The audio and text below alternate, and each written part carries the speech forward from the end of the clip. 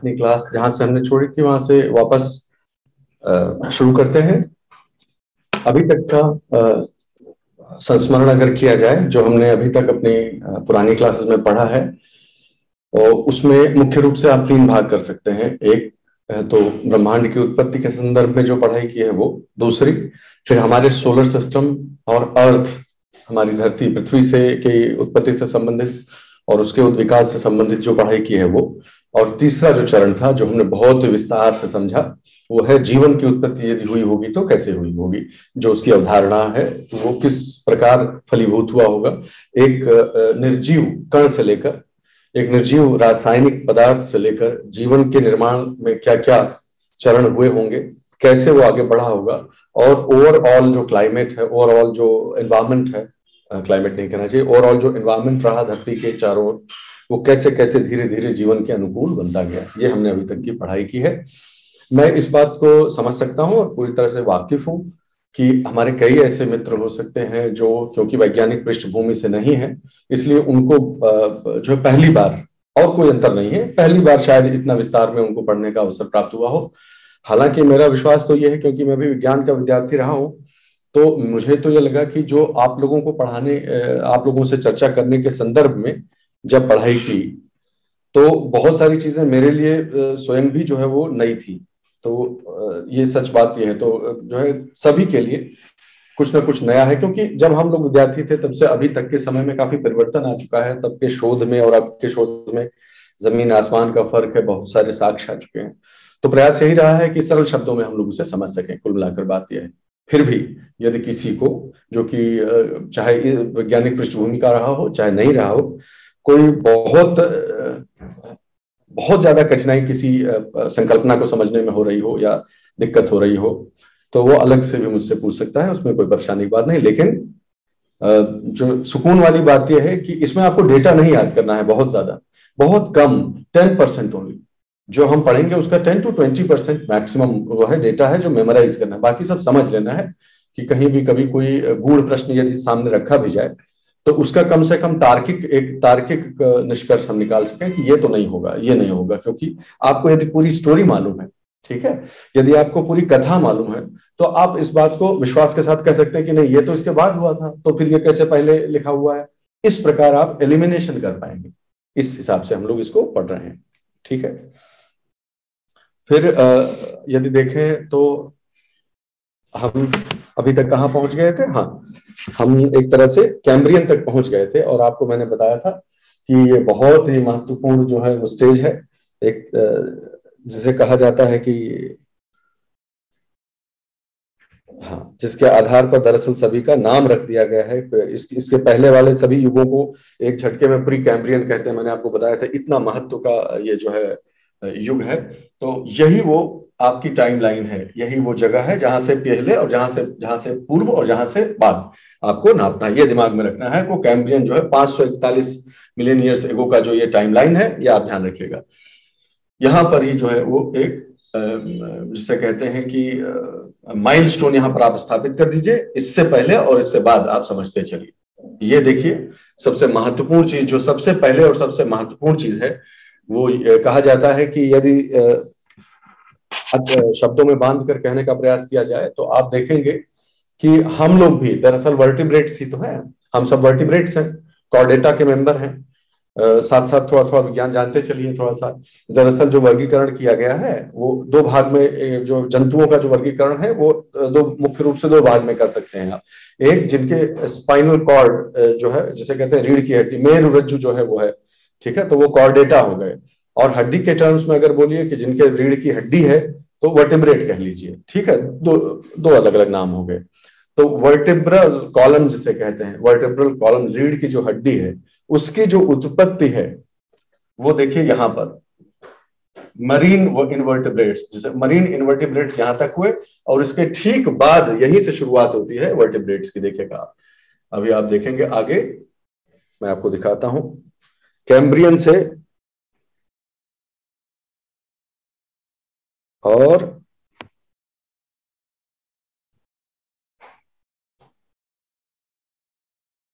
ये जो युग है, दूसरा हम कौन सा अब फेज देख रहे हैं? पहला मैंने आपको क्या बताया, नहीं कंफ्यूज ना हो जाए इसलिए मैं बता रहा हूं। पहला फेज आपको क्या बताया कि पहला तो सिर्फ इतना याद रखना है कि कैम्ब्रियन से पहले क्या क्या हुआ था। कैम्ब्रियन से पहले जो कुछ भी हुआ था वो हम कल चर्चा कर चुके हैं। अब कैम्ब्रियन पे आपने एक माइलस्टोन लगा दिया कि हमारे याददाश्त के लिए है कि 541 से पहले और 541 के बाद। लेकिन 541 के बाद कहां तक, अब मैं वो आपको बताने जा रहा हूं। 541 के बाद जो अगला माइलस्टोन लगाइए वो यहाँ वहां पे लगाइए जहां पर रीढ़ की हड्डी पहली बार इवॉल्व हुई। ठीक, ऐसे हम याद करेंगे चीजों को, तो आपको ध्यान रहेगा।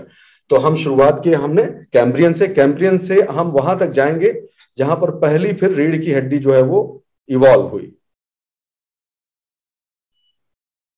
ठीक है, या इस मास एक्सटिंक्शन तक आप इसको याद कर लें। अगला जो मास एक्सटिंक्शन है जहां पर जो बहुत मेजर, जिसने साफ कर दिया पूरा सबको, वो दूसरा माइलस्टोन आपका हो सकता है। इस तरह से हम खंड खंड में याद करेंगे तो आपको दोस्तों बहुत आसानी से याद भी हो जाएगा और आपको कभी जो है रटना नहीं पड़ेगा। तो पहला माइलस्टोन क्या हो गया? कैम्ब्रियन, जीवन की उत्पत्ति, यानी 4.5 बिलियन ईयर से लेकर कैम्ब्रियन के आने तक का पहला खंड हो गया।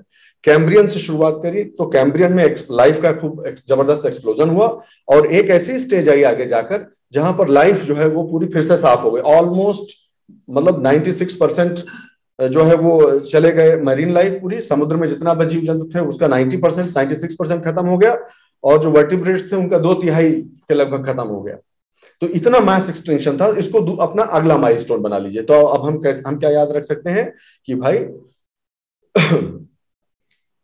4.5 बिलियन ईयर्स से चले और 541 मिलियन ईयर्स एगो तक आए। ठीक, 4.5 बिलियन ईयर्स जहां से ये सब उत्पत्ति वगैरह हुई धरती की, फिर वहां से चलते चले आए कैम्ब्रियन पे आ गए 541 मिलियन ईयर्स एगो। यहां से चले 251 के पास आ गए जहां पर एक बार और मास एक्सटेंशन हुआ और वहां से आगे का बाद में जो अभी चल रहा है। इस प्रकार से आप इसे बांट लीजिए। ठीक है, तो बहुत आसान हो जाएगा। 3 भाग में मुख्य रूप से 3 खंड कर दीजिए इसे। जीवन अर्थ की, जिसे कहते हैं पृथ्वी की उत्पत्ति से लेकर कैम्ब्रियन तक, कैम्ब्रियन से लेकर इसे जो है पीआर बोलते हैं ना, हाँ, परमियन, कैम्ब्रियन से लेकर परमियन तक, ऐसे नाम मिलता जुलता है तो ऐसे याद कर लीजिए आप। तो सबसे पहले हेडियन जो हुआ, हेडियन के बाद आर्कियन, ये सब आते गए। वो सब तो पहले वाले हैं जब कोई नामो निशान टाइप का नहीं था बहुत ज्यादा। ठीक है, हेडियन, आर्कियन, प्रोटेरोजोइक, ये पहला खंड हो गया। दूसरा खंड, अब तो हम कैम्ब्रियन पे आ ही चुके, कैम्ब्रियन से शुरू करिए और परमियन तक आइए जहां पर फिर पूरी जिंदगी सब कुछ साफ हो गया एकदम। ठीक, पर क्यों मैं ऐसा कह के क्यों आपको याद कराना चाह रहा हूं, क्योंकि ये बहुत ही आसान तरीका है याद करने का। क्यों आसान है? मैं आपको वो सब बनाकर भी रटवाने की कोशिश कर सकता हूँ। सब बनाते हैं ना कि सी फिर ओ फिर एस, ये सब मुझे पता नहीं, आप जान लीजिए, वो आपको आसान लगता है तो आप वैसे याद कर लीजिए, लेकिन कॉन्सेप्चुअली इसको बैठाइए कि कैम्ब्रियन वो युग था जहां पर जीवन खूब जबरदस्त तरीके से फ्लोरिश हुआ। तो एक हमारा माइलस्टोन वो हो गया। इसके बाद अगला माइलस्टोन हमारा वो हुआ जहां जीवन साफ हो गया। ठीक, लॉजिकल नहीं है, ऐसे हम लोगों को समझना चाहिए। ओके, तो अगला जो कैम्ब्रियन से लेकर और परमियन मास एक्सटेंशन तक का हमारा एक दूसरा खंड हो गया। संयोग से देखिए उसी में मैंने बांटा भी है। वैसे ही फिर जीवन ने एक बार जो है कोशिश की वापस आने की। ठीक है, देखिए इस मास एक्सटेंशन से आप देखना शुरू करिए, यही वो मास एक्सटेंशन है जहां जीवन पूरा लगभग समाप्त हो गया था। फिर आगे चलते जाइए, फिर किसका युग आया आप जानते हैं, डायनासोर्स वगैरह का युग आया। खूब खूब कायदे से अबंडेंट हो गए, फ्लावरिंग प्लांट्स आ गए, मैमल्स आने लगे और फिर एक मास एक्सटेंशन हुआ। ठीक है, उसने फिर इनको साफ कर दिया। आप तो जानते हैं डायनासोर आज तो पाए नहीं जाते, तो डायनासोर्स को भी फिर उस मास एक्सटेंशन में जाने दिया। तो ये हमारा अगला माइलस्टोन हो गया और उसके बाद जो कुछ भी है, अभी तक कोई मास एक्सटेंशन नहीं हुआ है, आप जान सकते हैं इस चीज को। उसके बाद जो चल रहा है 66 मिलियन ईयर्स अगो के बाद से जो चल रहा है वही युग में हम अभी जी रहे हैं। Does that make sense to you? क्या आप सहमत हैं इस बात से कि इस तरह से अगर मन में बैठाया जाए तो थोड़ा सा हमेशा के लिए हो जाएगा? नहीं तो आप वो न्यूमोनिक्स बना के रटते रह जाएंगे, इसके बाद ये, इसके बाद ये, और कविता बना के और यही सब कर। वो उसको मैं झुठला नहीं रहा हूं या उसको मैं छोटा नहीं साबित कर रहा हूं। मेमोरी की अपनी इंपॉर्टेंस है इस एग्जाम में, किसी भी कॉम्पिटिटिव एग्जाम्स में मेमोराइज करना पड़ता है थोड़ा बहुत। लेकिन हमारी कोशिश क्या है कि हम पूरा नहीं मेमोराइज करेंगे, हम कम से कम जितना चीज दिमाग में बैठाने से काम हो जाए उतना उससे कर लीजिए। फिर भी नहीं कुछ बचे तो उसे मेमोराइज कर लीजिए। ये अपनी रणनीति होनी चाहिए। फाइन। तो हम माइंड मैप अपने अंदर बना लिए कि भैया जीवन की उत्पत्ति से मैं बार बार क्यों कह रहा हूं, क्योंकि जियोलॉजिकल टाइम स्केल का मतलब तभी है जब आप उसे समझ तो सब चुके हैं, कहानी तो मैंने आपको बताई थी, लेकिन आउट ऑफ नोवेयर ब्लैंक में हवा में खड़े होकर बोलने का अब आपको मादा आ जाना चाहिए कि अच्छा जियोलॉजिकल टाइम स्केल मैं बताता हूँ, सबसे पहले शुरुआत होती है इतने से, फिर यहां से यहां तक, फिर ये बोलने में आ जाना चाहिए आपको, है ना। जब इतनी मेहनत हमने की है, कल का 2 घंटा गया, अभी आधा घंटा लग रहा है, तो फिर इसको हमेशा के लिए मैं चाहता हूँ खत्म हो जाए। ये थोड़ा इससे डरता है लोग, मैं समझता हूँ ना, जो नहीं पढ़े हुए ठीक से उससे घबराहट हो। एनसीईआरटी में भी दिया हो तो आपके सिलेबस का भी हिस्सा है, तो ये आपको आना चाहिए। और कई बार इनडायरेक्टली काम आता है, डायरेक्ट नहीं भी पूछा जाए तो इनडायरेक्टली सवालों का क्रम, घटनाओं का क्रम जो है व्यवस्थित करने में कई बार काम आ जाता है। तो समझ गए, पहला जीवन की, पृथ्वी की उत्पत्ति, उसके बाद का माइलस्टोन कैम्ब्रियन, कैम्ब्रियन के बाद का माइलस्टोन क्या हुआ, Permian mass extinction, Permian mass extinction के बाद का जो माइलस्टोन क्या हुआ, जो लेटेस्ट मास एक्सटिंक्शन है 66 वाला, वो हो गया। और उसके बाद अब जो चल रहा है हमारा युग जो चल रहा है, जिसमें हम आ गए हैं, हम जो है सबसे महत्वपूर्ण जो है वो जंतु हो गए हैं इसमें, ठीक है। ये वो पीरियड हो गया। इस खंड करके जब याद करेंगे तब आपको आसानी हो जाएगी। अब इसमें जो घटनाएं हैं वो बढ़िया से समझ लीजिएगा, बस दैट्स ऑल। इसमें जो घटनाएं हैं, एक तो ये याद रख लीजिएगा, मैं आपको बता देता हूं, चलिए अब आपको बहुत पूरा पढ़ाने का कोई मतलब नहीं, सिंपल सिंपल सिर्फ 2 चीज आप याद रखिएगा बस, या 3, चलिए 3 कह देता हूं मैं। 3 चीज खाली आपको याद रखना है। नंबर 1 कि जिस भी खंड की आप बात कर रहे हो, हम और आप जिस भी खंड की बात कर रहे हो, उसका सबसे बड़ा हाईलाइट पॉइंट क्या था। इसमें मछलियां आई, इसे एम्फीबियंस का युग कहा जाता है, इसको फलाने का युग कहा जाता है। एक ये बहुत सिंपल, ये कॉम्पिटिटिव एग्जाम भर का पढ़ लीजिए। अभी मन तो मेरा बहुत है पढ़ाने का, लेकिन मैं स्कोप को भी समझता हूं ना, इससे जरा भी ज्यादा जाएंगे तो it will be too much, तो इसलिए बस इतना ही। पहली चीज, खंड का, कालखंड का की जो अवधि है वो हो गई, आपको पता चल गई। दूसरी बात, उसका सबसे हाईलाइटिंग पॉइंट क्या था। और तीसरी चीज, इसके बीच में ये इसकी स्थिति क्या थी, पैंजिया क्या था, ये था, कहां चल रहा था मैटर। अगर इतना भी पता चल जाए तो काफी है। और सिर्फ उसके बाद आपको याद रखने हैं कि कितने मास एक्सटिंक्शन हुए हैं, टोटल कितने मास एक्सटिंक्शन हुए हैं। तो इसको 2 मत गिन लीजिएगा, ये छाछठ छाछठ एक ही मास एक्सटिंक्शन की ये पट्टी है। तो जो पट्टियां हैं ये मास एक्सटिंक्शन वाली पट्टियां हैं, बस इतना ध्यान, दैट्स ऑल।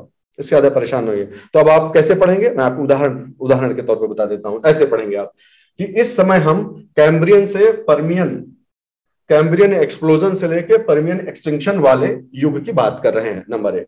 नंबर 2, इसकी कुल अवधि देखी जाए तो लगभग कितना हो गया, 541 से 251, यानी 300 के करीब की बात हो रही है, ठीक है। 2 बात हो गई। तीसरी बात क्या है, इसमें मुख्य रूप से 3 तरह के जीवों का एक के बाद एक युग आया, उनका अपना अपना जमाना आया। पहले मरीन इन्वर्टिब्रेट्स का जमाना आया, फिर मछलियों का जमाना आया, और फिर उसके बाद एम्फीबियंस का जमाना आया। ऑब्वियसली ये क्रम तो आप समझ ही सकते हैं कि भाई यही तो वो थे जिन्होंने सबसे पहले पानी से जमीन की तरफ प्रस्थान किया, वरना इस पॉइंट तक सारा जीवन अभी तक पानी में ही था। तो अब आप समझ सकते हैं, कोई पूछ ले एकदम से कि जरा बताइए कि लैंड की तरफ जंतुओं का पहला जो प्रस्थान है वो कब हुआ, तो यहां हुआ।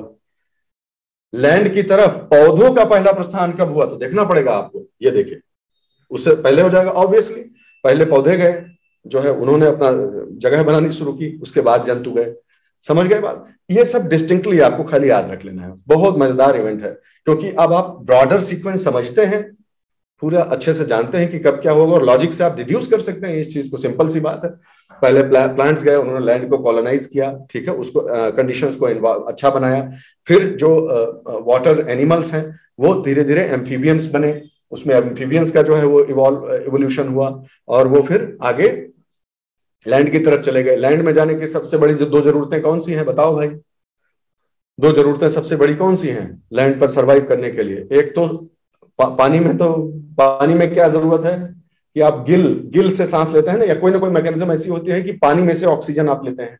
जैसे ही लैंड की आप बात करेंगे तो सबसे पहले चुनौती क्या आ जाएगी कि हवा में से सांस लेना है। इसलिए सबसे पहली जो आवश्यकता हो जाएगी वो क्या हो जाएगी कि भैया कैसे जो है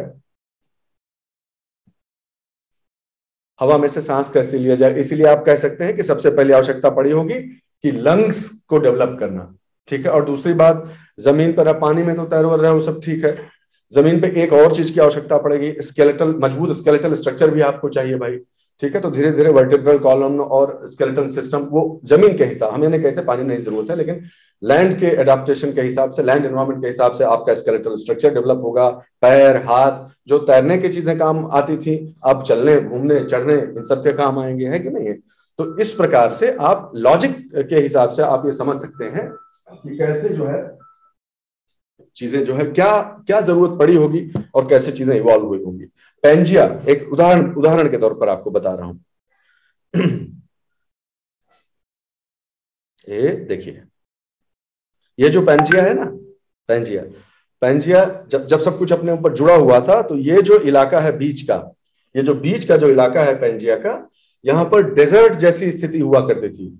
ठीक है, वो डेजर्ट जैसे, इक्वेटर है ना, देखो इक्वेटर, तो यहाँ पर गर्म और डेजर्ट जैसा प्रदेश हुआ करता था। तो वहां पर अब पानी से लैंड की तरफ मूव कर रहे हैं आप, पानी में जो जीवन पानी में है वो लैंड की तरफ मूव कर रहा है, और इतना बड़ा हिस्सा पूरा डेजर्ट है।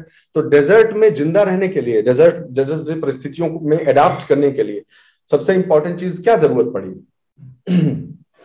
पानी है नहीं, और जो है उसी जो है शुष्क वातावरण में जो है जिंदा रहना है और रिप्रोड्यूस करना है। तो इस समय एक ऐसी क्रांति हुई, एक सब, one of the biggest things that happened there, that I do not know why it is not mentioned here, I had written, it may be कि ये वो वाला वर्जन नहीं है जो मैंने सेव किया था, खैर कहीं ना कहीं मिलेगा, चिंता न करें आप, मैं ऐसे ही बता देता हूं आपको। तो जब एम्फीबियन से मैटर जो है वो रेप्टाइल्स की तरफ बढ़ा, ये देखिए आपको दिखा रहे हैं, दोनों को साथ साथ देख लीजिए आप, नीचे जो है वो एम्फीबियंस दिए हुए हैं, देखिए ये युग था एम्फीबियंस का, और ये युग हुआ रेप्टाइल्स का। देखिए, तो जब पर्मियन, आप जानते ही हैं पर्मियन एक्सटिंक्शन हो गया, उससे पहले पर्मियन एक्सटिंक्शन जो हुआ, मास एक्सटिंक्शन जिसमें सब तबाह हो गए, उससे पहले एम्फीबियंस का युग था, और उसके बाद रेप्टाइल्स का युग आया। ठीक है, तो यहाँ क्या ऐसा हुआ होगा, कौन सी बहुत इंपॉर्टेंट चीज हुई होगी जिसकी वजह से सक्सेसफुल हो गए होंगे रेप्टाइल्स? वो था अंडे का इवोल्यूशन, अंडा कि बच्चे को जन्म दे दें, ऐसे अगली प्रोजनी को ऐसे सुरक्षित वातावरण में जन्म दे दें कि बाहर की हार्श जो कंडीशंस हैं उसमें भी वो पनप जाए किसी तरीके से। तो एग का, एमनियोटिक एग जिसे कहते हैं, एमनियोटिक एग मतलब जिसमें खाने पीने का सामान अंडा के अंदर ही हो, यानी उसके जीने भर का सामान हो, ऐसे समझ लो भी आसानी से। तो जो एमनियोटिक एग का जो विकास हुआ, उसने रेप्टाइल्स को बहुत सक्सेसफुल बना दिया, स्पेशली जो डेजर्ट वाले एरियाज हैं वहां पर जिंदा रहने में भी वो सफल हो गए। ये सिर्फ एक उदाहरण मैं आपको बता रहा हूं। तो इस तरह से जब लॉजिकली आप चीजों को अरेंज करते जाएंगे कि कौन सी जगह पर क्या हुआ है और उसका आगे क्या प्रभाव पड़ा है, कारण प्रभाव, कारण प्रभाव, जब कॉज एंड इफेक्ट रिलेशनशिप करके इसको याद करेंगे बहुत आसानी से हो जाएगी। इसके बाद भी अगर कोई आपको दिक्कत आएगी तब आप मुझे बताइएगा।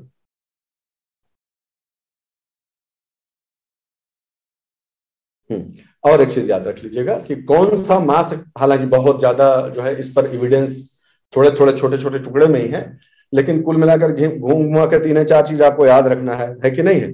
तो कौन सा मास एक्सटिंक्शन किस वजह से हुआ था? जैसे मैं आपसे अभी पूछूं कि ह्यूरोनियन, जो ह्यूरोनियन मास एक्सटिंक्शन था, उसका जो प्रमुख कारण है वो क्या माना जाता है? तो आप क्या उत्तर लिखेंगे? चैट बॉक्स में लिखिए।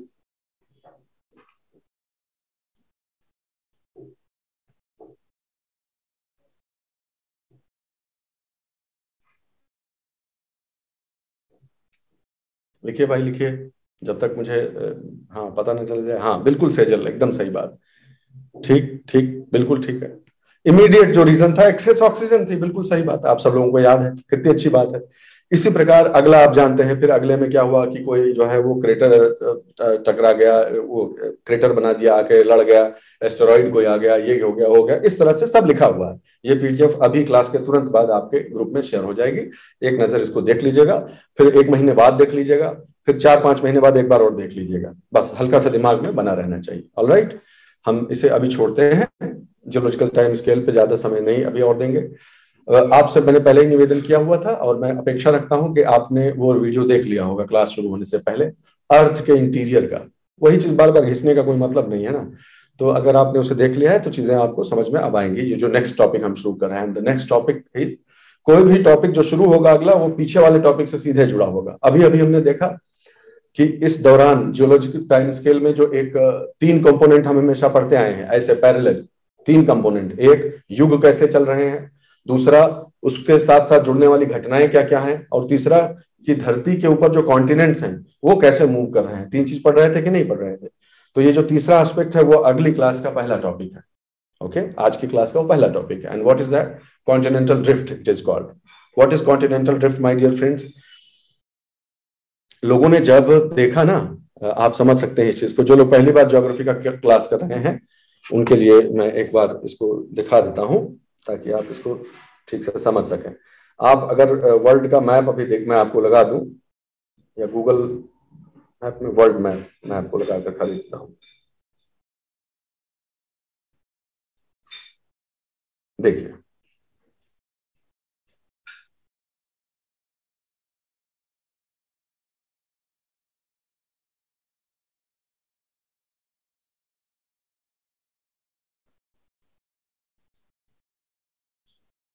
जब पहली पहली बार दुनिया में, जब पहली पहली बार ये मैप्स वगैरह बनने शुरू हुए, लोगों ने बनाए, जो सैलानी थे, सैलानी नहीं कहना चाहिए, जो जो खोजकर्ता थे, उन्होंने वो जा जाके जब किसी तरह जो भी प्रिमिटिव मैप उस समय जो भी बना उस समय, ठीक है, जिस प्रकार का भी मैप बना, तो एक जो सामान्य, एक सामान्य व्यक्ति की भी ये जिज्ञासा हो जाया करती थी दोस्तों, ये जिज्ञासा में वो आ जाया करता था कि ये कहीं ना कहीं इसको तो देखने से लगता है जैसे कि ये किसी जो है वो पहेली के छोटे छोटे टुकड़े हिस्से हो, जिगसॉ पजल जिसको नहीं कहते हैं, जिगसॉ पजल जैसे हो।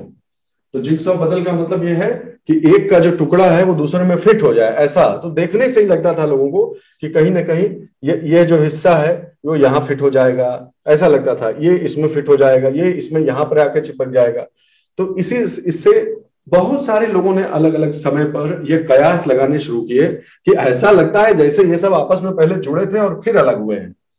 तो ये कयास लगना काफी पहले शुरू हो गए थे, मतलब 15वीं, मैं समझता हूँ 15वीं 16वीं शताब्दी से ही ये कयास लगना शुरू हो गए थे, क्योंकि ये तो कॉमन ऑब्जर्वेबल फैक्ट है ना, ऑब्जर्वेबल फैक्ट है। तो ये देखने देखकर लोगों को लगा कि क्या क्या ये सही बात है कि ये पहले जुड़े हुए थे। तो इस पर जो है अलग अलग समय पर अलग अलग लोगों ने अपने अपने अंदाज, अपने अपने अंदाज लगाए, अपने अपनी व्याख्या करने की कोशिश की, जिसमें कहा जाता है कि सबसे पहले हम्बोल्ट, हम्बोल्ट का नाम आपने जरूर सुना होगा, महासागरीय धारा का उनके नाम पर भी नाम है, एक बढ़िया जो है वो ज्योग्राफर रहे हुए हैं, एक्सप्लोरर रहे हैं। तो हम्बोल्ट ने पहले नोटिस किया, और समय आते आते आते आते 1915 के आसपास आई थी अल्फ्रेड वेगनर, अल्फ्रेड वेगनर नाम के जो विद्वान थे, उन्होंने कहा कि मैं ये थ्योरी प्रपोज करता हूं, और आप सब लोग अब इस पर विचार कीजिए और बहस कीजिए मुझसे।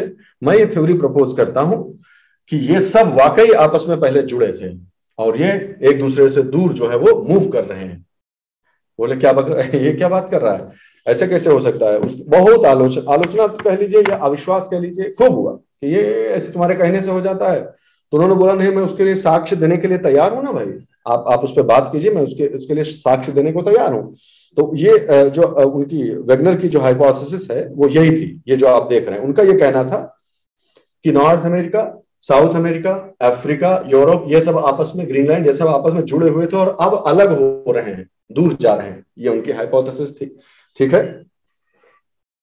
वो क्यों कहते थे ऐसा? उनके कुछ ऑब्जर्वेशंस थे, तो वो वही एविडेंस कह लीजिए। वो अपने इस सिद्धांत के लिए क्या बोले, उन्होंने क्या कहा? उन्होंने कहा कि जो है एक पैंजिया नाम का एक सुपर कॉन्टिनेंट हुआ करता था, वही सुपर कॉन्टिनेंट जो पैंजिया है, ये जो पैंजिया सुपर कॉन्टिनेंट है, यही है जो टूटा है, और यही जो है अलग होता जा रहा है, यहां से दूर होता जा रहा है। और आज की जो स्थिति है, आज जो स्थिति है इन कॉन्टिनेंट्स की, वो इसी अलगाव की वजह से है, ये उन्होंने कहा।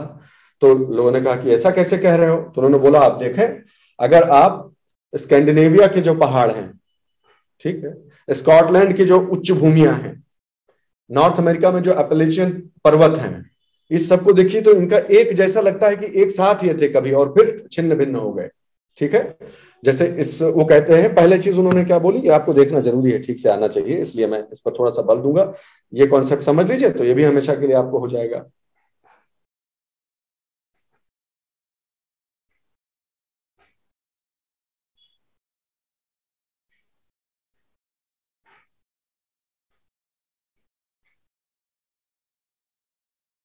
उन्होंने कहा कि फिजिकल की जहां तक, अगर फिजिकल मैप आप देखिए, ठीक है, फिजिकल मैप को जरा ध्यान से अगर देखने का प्रयास किया जाए तो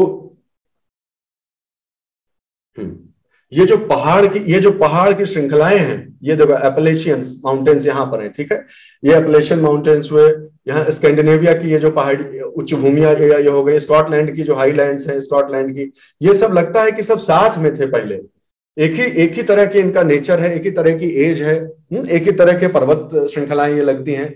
तो ये मुझे लगता है कि जरूर कहीं ना कहीं जुड़े हुए होंगे और फिर अलग हुए होंगे। ये उन्होंने पहली बार ये बात कही, ठीक है, इस प्रकार से उन्होंने अपनी थ्योरी दी। तो लोगों ने कहा कि भाई इसका क्या एविडेंस है। उन्होंने बहुत संघर्ष किया, मैं आपको बता, ये थ्योरी है वैसे तो, लेकिन उन्होंने बहुत संघर्ष किया इस चीज का, और बहुत देर में उन्हें ये चीज क्लिक की वेगनर साहब को। वो अलग अलग तरह के एविडेंस देते रहे, जीवाश्म से संबंधित एविडेंस, ठीक है, और जो है रॉक साइंस से संबंधित, जियोलॉजी से संबंधित, इस सब एविडेंस के बारे में बात करते रहे वो। लेकिन ये चीज उनको अंततः क्लिक किया कि अरे भाई सिंपल सी बात है, ये मैं कैसे मिस कर गया। अगर कोई मुझसे एविडेंस मांगे, आप ध्यान से सुनिए जो मैं कह रहा हूं, अगर कोई मुझसे इस बात का सबूत मांगे, जैसे मैं आपसे बात कर रहा हूं, मुखातिब हूं मैं, अगर मैं आपसे कहूं कि मैं एक बहुत अच्छा गायक रहा हूं, I have been a very good singer. Suppose this is the assertion that I make before you. What is the best evidence to prove it before you?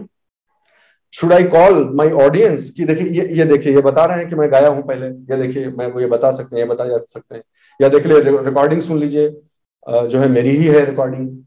What is the best evidence that I can still sing? I will immediately start singing if you doubt my competence. Isn't it? Isn't that logical? बताइए। हाँ बिल्कुल सही बात है। Yes श्रुति, हम एकदम गाना शुरू कर देंगे हम, इससे बढ़िया क्या, प्रत्यक्षण की प्रमाण जिसे कहते हैं, तो मैं वही करके दिखा दूंगा। वही चीज उनको क्लिक हुई बाद में, वेगनर साहब को क्या क्लिक हुआ कि यदि मैं ये सिद्ध कर दूं कि अभी भी ये दूर जा रहे हैं, तो स्वतः सिद्ध हो जाएगी मेरी जो संकल्पना है, उसको बहुत जोर से बल मिल जाएगा। और यही जो बहुत देर में उन्हें जो है कह लीजिए क्लिक किया, या बहुत देर में उन्होंने इसका संकल्प किया कि अब मैं ये सिद्ध करूंगा कि अभी भी ड्रिफ्टिंग चालू है, कॉन्टिनेंटल ड्रिफ्ट नाम है ना इस थ्योरी का। तो ये ड्रिफ्टिंग जो है वो अभी भी north east words, north words जो है वो अभी भी चालू है, और वो इसी के लिए ग्रीनलैंड के जाकर उसका मेजरमेंट लेना चाहते थे। और उसी के दौरान जब वो एक टेंट में रुके हुए थे तब उनकी मृत्यु हो गई। मतलब मेरा सलाम है ऐसे कमिटेड साइंटिस्ट को, ऐसे कमिटेड जो है वो अन्वेषक को और खोजकर्ता को।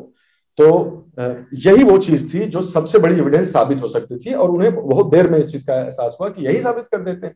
तो जो किताब है जो लिखी गई है उनके ऊपर, वो मेरा 4 में ज्योग्राफी में, तो मैं ऐसे ही पढ़ रहा था तब उसमें आया कि वो ये इसको जैसे रियलाइज हुआ वैसे ही तुरंत उन्होंने ग्रीनलैंड जाके मेजरमेंट की कोशिश की और नापने के लिए जाना चाहते थे, और उसी दौरान उनकी मृत्यु हो गई। खैर धीरे धीरे बहुत लोगों ने इसको बहुत दबाया, बहुत आलोचना की, लेकिन धीरे धीरे इसका एक्सेप्टेंस बढ़ता गया। क्यों? क्योंकि बहुत सारी ऐसे ऑब्जर्वेशंस थे और कहीं से एक्सप्लेन ही नहीं हो पा रहे थे। जैसे एग्जांपल के तौर पर मैं आपको बताता हूं, मैं इससे चलिए पहले सबसे बायोडायवर्सिटी से शुरुआत करता हूं। मैं क्यों ये थ्योरी क्यों पॉपुलर होती गई, ये पहले मैं आपको बता देता हूं।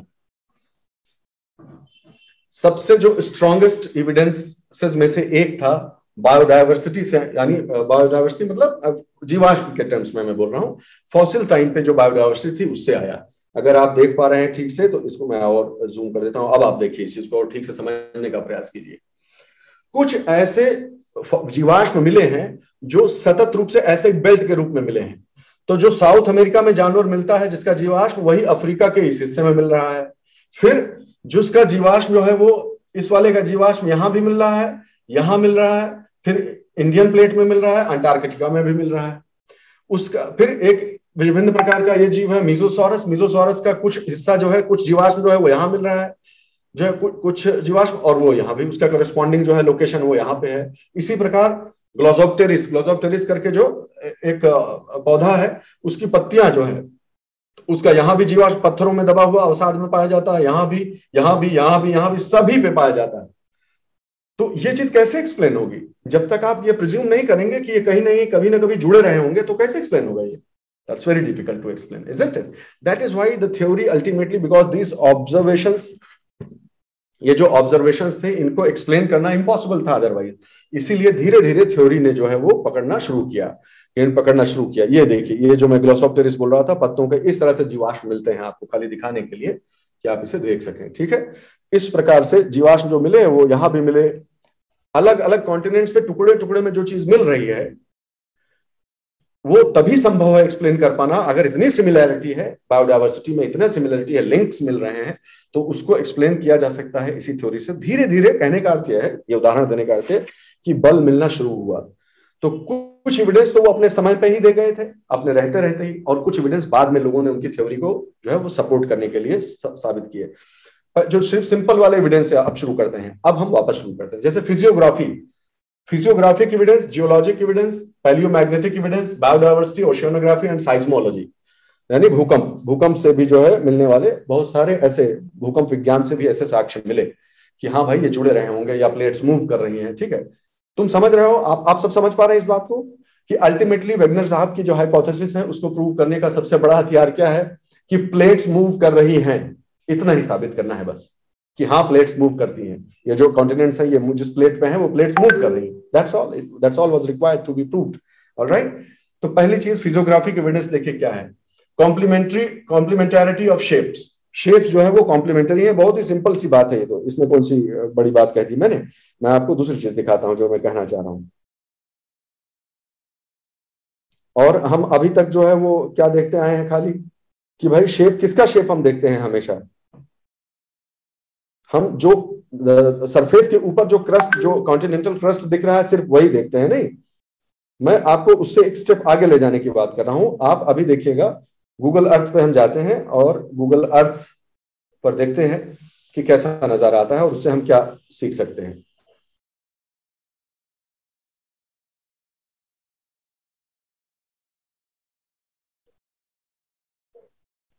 Why? I think it was already downloaded.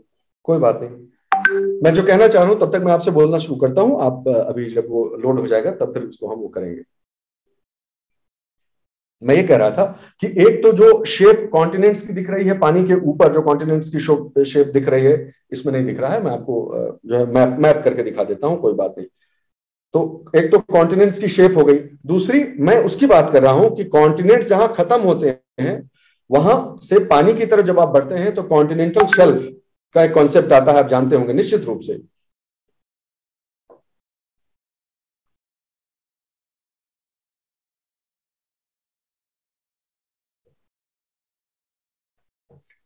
तो अगर सिर्फ ऊपर वाले जो है उसकी बात नहीं हो रही है, सिर्फ जो सरफेस पे जो क्रस्ट, कॉन्टिनेंटल क्रस्ट दिख रही है उसकी बात नहीं हो रही है, यदि जहां पर ये सरफेसेस जो है वो खत्म होते हैं, देखिए जैसे पैसिफिक ओशन का, एक मिनट के देखिए, जो जो जमीन का जो टुकड़ा है वो तो मैच करता ही है, इसके नीचे की जो कॉन्टिनेंटल शेल्फ है, जो पानी के नीचे खिंचा हुआ भाग है, जो एक्सटेंडेड जो पोर्शन है, इनकी भी कॉम्प्लीमेंटरिटी है, ना केवल इनके शेप्स की बल्कि इनकी भी इससे इसकी मैचिंग जो है वो दिखाई पड़ती है। दूसरी बात यही है जो मैं कहना चाह रहा था आपसे। ठीक है, नेक्स्ट जो बात है वो क्या है कि चेन ऑफ फोल्ड माउंटेन, जिसको अभी हल्के से मैंने आपको इंट्रोड्यूस किया, हल्का सा बताया ना कि जो चेन ऑफ फोल्ड माउंटेन्स है वो, उनसे लगता है कि पहले एक कोई सीरीज थी जो टुकड़े टुकड़े टूट के फिर अलग अलग हो गई। अगला एविडेंस आता है जियोलॉजी से। जियोलॉजी का क्या अर्थ हुआ कि rocks of the same nature and same age, ये देखिए इस तरह से अलग अलग कॉन्टिनेंट्स जो अलग अलग हैं दोस्तों, ये कॉन्टिनेंट से अब तो अभी इस समय तो बहुत दूर है, इस समय तो पूरा जो है ये अफ्रीका और साउथ अमेरिका, अटलांटिक इसमें बन चुका है कि नहीं है। लेकिन आज की तारीख में भी अगर इधर वाले कोस्ट और इधर वाले कोस्ट के रॉक्स का क्रॉस सेक्शन अगर आप काट दीजिए, ऐसे खड़ा खड़ा काट दीजिए, तो जो लेयर्स, जो परतें, जो उनका केमिकल कॉम्पोजिशन है, जो उनकी एज है, उनको जब इधर वाले से कंपेयर किया जाता है तो वो सेम एज और सेम नेचर की रॉक्स निकलती हैं। तो ये जियोलॉजिकल एविडेंस हुआ। इसी प्रकार कोयले के जो भंडार हैं, कार्बोनिफेरस के समय में जो कोयले वगैरह हुए, जो तब इस आगे हम पढ़ेंगे जब रॉक सिस्टम पढ़ेंगे, तो उसमें जो कोयले का मान लीजिए कोई पैच है, ये कोयले का मान लीजिए पैच है, तो यहां भी पाया जा रहा है, यहां भी पाया जा रहा है। इसका मतलब ये कॉमन लैंड थी पहले, जहां पे पेड़ पौधे सब दब गए, एक्सटिंक्ट हो गए या दब गए, या जो है उसमें जो है हाई प्रेशर में जाके फिर वो कोल में परिवर्तित हो गए। तो कोल का डिस्ट्रीब्यूशन हो गया, रॉक्स का नेचर हो गया, रॉक्स की एज हो गई, और एक और स्पेसिफिक एविडेंस है that is called प्लेसर deposits. प्लेसर deposit की स्पेलिंग देख लीजिए ताकि आप कंफ्यूज ना हो। प्लेसर डिपॉजिट का अर्थ क्या हुआ, सोना जिसमें पाया जाता है, गोल्ड। तो घाना कोस्ट है, अफ्रीका का जो घाना कोस्ट है, गोल्ड कोस्ट, घाना कोस्ट, जो भी वो इलाका है, सोने के जो वेन, जो डिपॉजिट्स, प्लेसर डिपॉजिट्स तो यहाँ पाए जाते हैं, लेकिन उसके कॉरेस्पॉन्डिंग जो रॉक्स जिनमें कि ये जमा रहा होगा उस समय, जो उसका सोर्स है या जो वेन्स कहलाती हैं, जो जिन वेन्स है, वैसी गोल्ड वाली जो वेन्स हैं वो यहां पर पाई जाती है। तो इस प्रकार जियोलॉजिकल एविडेंस भी प्राप्त होता गया, जैसे जैसे आगे बढ़े, शोध जैसे बढ़ा, तो जियोलॉजिकल एविडेंस भी मिला कि हाँ भाई सब जुड़े हुए थे। अगला आगे बढ़ी बायोडायवर्सिटी, आप समझ ही गए। फिर ओशियनोग्राफी एविडेंस, ओशियनोग्राफिक एविडेंस। अब यहां से मैटर सीरियस होना शुरू होता है। क्यों, मैं बता रहा हूं क्यों सीरियस होना शुरू होता है मैटर। अभी तक आप कह सकते हैं कि ये वैगनर साहब की जो हाइपोथेसिस है उस पर बहुत गहन रिसर्च जो हुई वो अब शुरू होती है। ठीक, अब सीरियस रिसर्च जो है, high large scale serious research होने शुरू हुई और बहुत सारी चीजें सामने आई। मैं एक एक करके आपको बताता हूं कि क्या सामने आया। सबसे पहली चीज नापी गई कि जरा इनकी उम्र पता करिए, जो पूरा रॉक स्ट्रेटम है इसकी आयु पता करिए। तो पता चला कि एक जो है वो फॉल्ट जैसी है समझ लीजिए, या एक रिज जैसी है। ठीक है, इस रिज के जो सबसे नजदीक रॉक्स हैं वो सबसे युवा हैं, सबसे जवान हैं। जैसे जैसे उसके दूर चले जाते हैं, दूर चलते जाते हैं, तो वो पुरानी होती जाती है। ठीक है, ये एक एविडेंस हुआ। पहली चीज ये पता चली कि जो ये ओशियन है, मान लीजिए ये पूरा ये ओशन है ना, अटलांटिक ओशन है ना, आप देख रहे हैं ये अटलांटिक ओशन, ये साउथ अमेरिका, ये अफ्रीका हो गया। इसमें बीचों बीच में यंगेस्ट और इस तरफ ओल्डेस्ट रॉक्स पाई जाती हैं। एक ये ऑब्जर्वेशन आया। तो बोला ये कैसे, ये समझ में नहीं आया। हम लोगों को तो ये लगता है ना भाई कि सब एक साथ बना होगा। तो क्या ऐसा है कि रॉक्स जो है वो, और ऐसे ऐसे उम्र जो है बढ़ती जा रही है, तो क्या ये समझा जाए कि निर्माण यहां, जन्म यहां हो रहा है और मृत्यु यहां हो रही है? आप समझे मेरी बात? ऐसा माना जाए कि यहाँ निर्माण यहां हो रहा है और विनाश यहां हो रहा है इन चट्टानों का, ऐसा समझा जाएगा?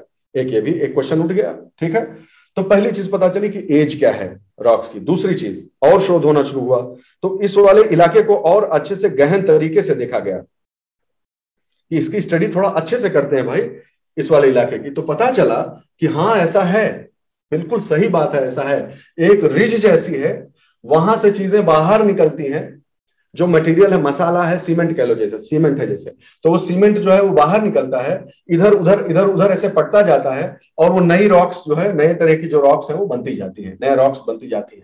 नीचे से जैसे ज्वालामुखी समझ लो, ज्वालामुखी से जैसे लावा मान लो निकलता है। ठीक है, मैग्मा हुआ, मैग्मा बाहर आया, लावा बन के जो है बाहर आया, इधर डिपॉजिट उधर डिपॉजिट, इधर डिपॉजिट उधर डिपॉजिट, और वो करता जाता है। और जो बनता जाता है, ध्यान से सुने मेरी बात, ये मान लीजिए वो है, ठीक है, ये है और ये रिज है।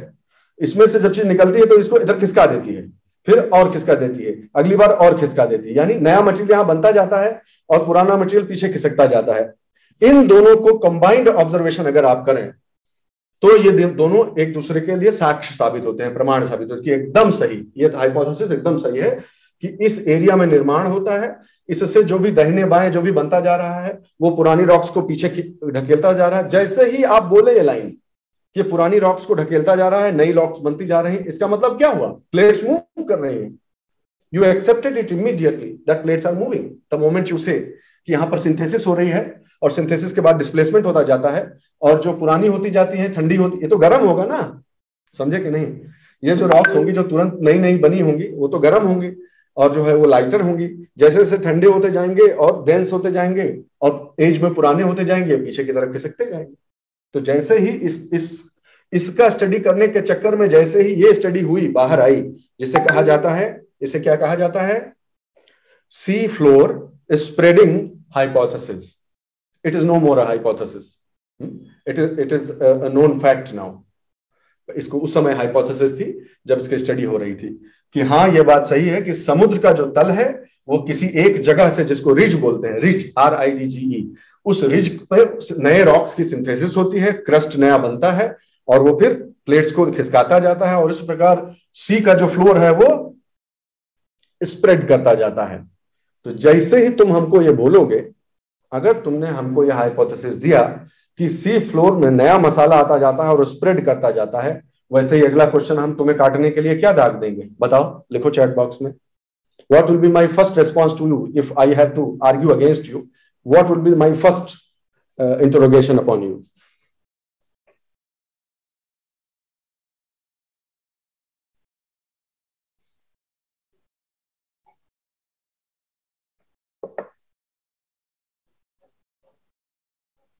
अरे ज्योग्राफी ऑप्शनल वाले भी तो हो, ये सब तो कितनी बार पढ़ चुके होगे, बताओ। सी फ्लोर स्प्रेडिंग हाइपोथेसिस जो है उसके खिलाफ का पहला कंटेंशन क्या होना चाहिए कि अगर धरती का, अरे रुको रुको, ग्लोब कहीं है घर में, अरे सुनो भाई,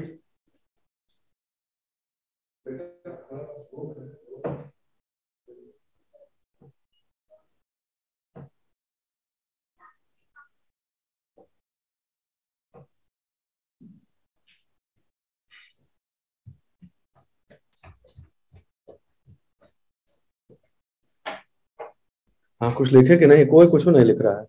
अरे ऐसे समझो, या कोई टाइप तो कर रहा है, देखो ऐसे समझ लो, बहुत समय ना, विल बी द फोर्स बेहिंड। एक तो ये है हाँ कि ये कैसे हो रहा है वो इंपॉर्टेंट नहीं है, मेन चीज सबसे बड़ी लॉजिकल फैलेसी जो लगती है, अपरेंट लॉजिकल फैलेसी क्या है कि अगर सी फ्लोर जो है, तब जब हम पूरी कहानी नहीं जानते रहे होंगे, इनिशियल बात कर रहे हैं कि अगर देखो आप इधर देखो, अगर सी फ्लोर जो है, अगर ये इस जगह, कौन सा एग्जांपल ले लें, चलो वही एग्जांपल लें जो अभी तक हम लेते रहे हैं, ये वही वाला, ठीक है।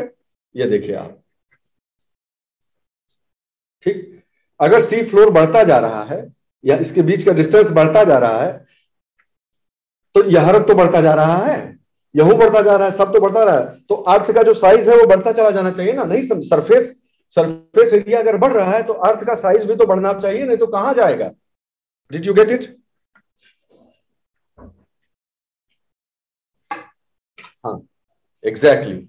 इसीलिए इस पर्टिकुलर आर्ग्यूमेंट को आंसर करने के लिए अगली हमारी बात क्या होगी?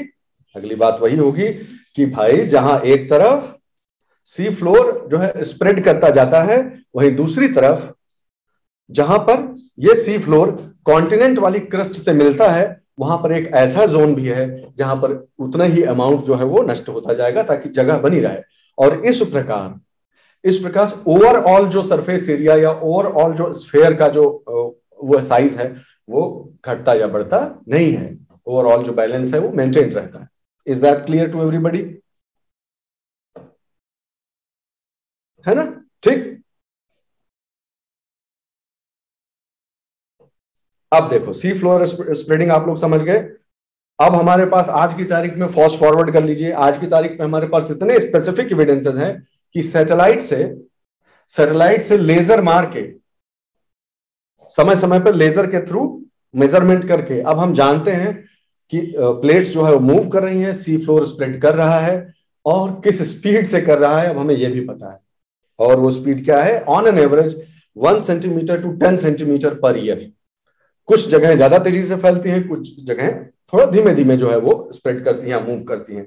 जैसे ईस्ट पैसिफिक राइज है एक जगह, इसमें वो आ ही नहीं रहा है को स्क्रीन शेयर, तो इससे भी हो सकता है ना, लेकिन स्क्रीन शेयर हम इसमें करेंगे, आई डो नॉट नो कैसे वो चीजें दोनों मैनेज होंगी। स्टॉप शेयरिंग कर दूंगा और क्या फिर उस समय के लिए। Just a minute, give me some time, ताकि आपका बढ़िया से कॉम्प्रिहेंसिव हो सके जो पढ़ाई हो रही है।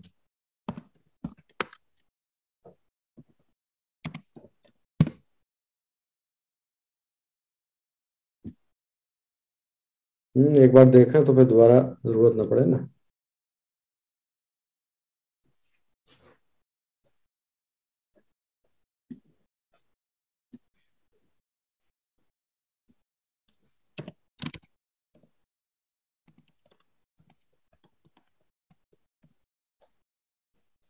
सबको ये स्क्रीन दिख रहा है क्या? I do not know, you will have to tell me. Chat box में ही आपको बताना पड़ जाएगा, ओके? इसे तो कुछ पता होता नहीं लग रहा है।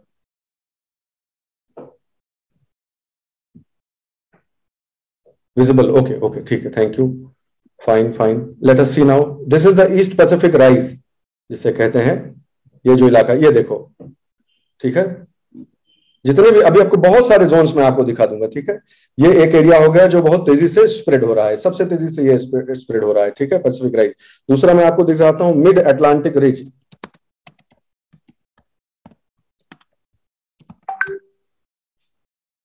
देखते जाएं। ये देखिए ऋषि, एकदम सही बात, जैसा कि हमने सोचा था, जो हम पढ़ रहे थे वही ये है।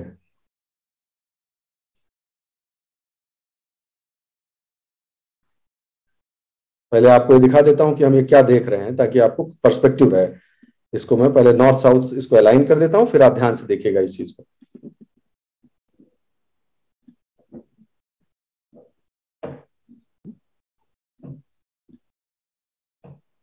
Just a minute, here it goes.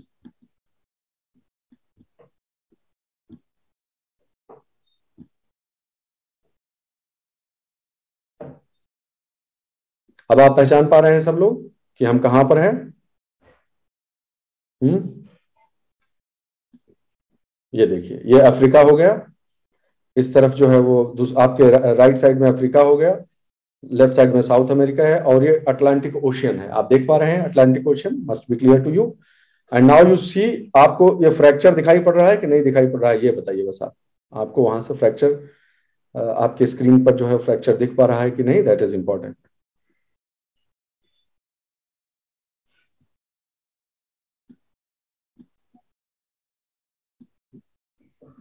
Clear है? ठीक, ये यही वो जगह है जो हम लोग अभी तक देखते नहीं आ रहे थे। अब आपको जो है मैं कैसे कंपेयर कराऊं कि यही वो जगह है जहां से नए क्रस्ट का निर्माण हो रहा है धरती के नीचे से। ठीक है, तो जो धरती के नीचे से हम सी फ्लोर स्प्रेडिंग हाइपोथेसिस जो पढ़ते आए थे, वो जो रिज आपको यहाँ रिज जो मैं दिखा रहा था, वही रिज अब आप वास्तविकता में अर्थ के सरफेस के ऊपर आप देख रहे हैं। मिड अटलांटिक ओशियानिक रिज जो गूगल अर्थ पे साफ साफ दिखाई पड़ता है, यही वो खांचा है जिसके अंदर से नया मटेरियल निकलता है और फिर नए क्रस्ट का निर्माण होता जाता है। अटलांटिक ओशन का आधा भाग अफ्रीका की तरफ और आधा भाग साउथ अमेरिका की तरफ ऐसे ऐसे ऐसे दूर होते चले जा रहे हैं। That is called the C floor spreading hypothesis. Is that clear? ठीक है, अब आप पर्सपेक्टिव समझ गए हैं, तो अब वापस आते हैं अपने उसी पे। ओके,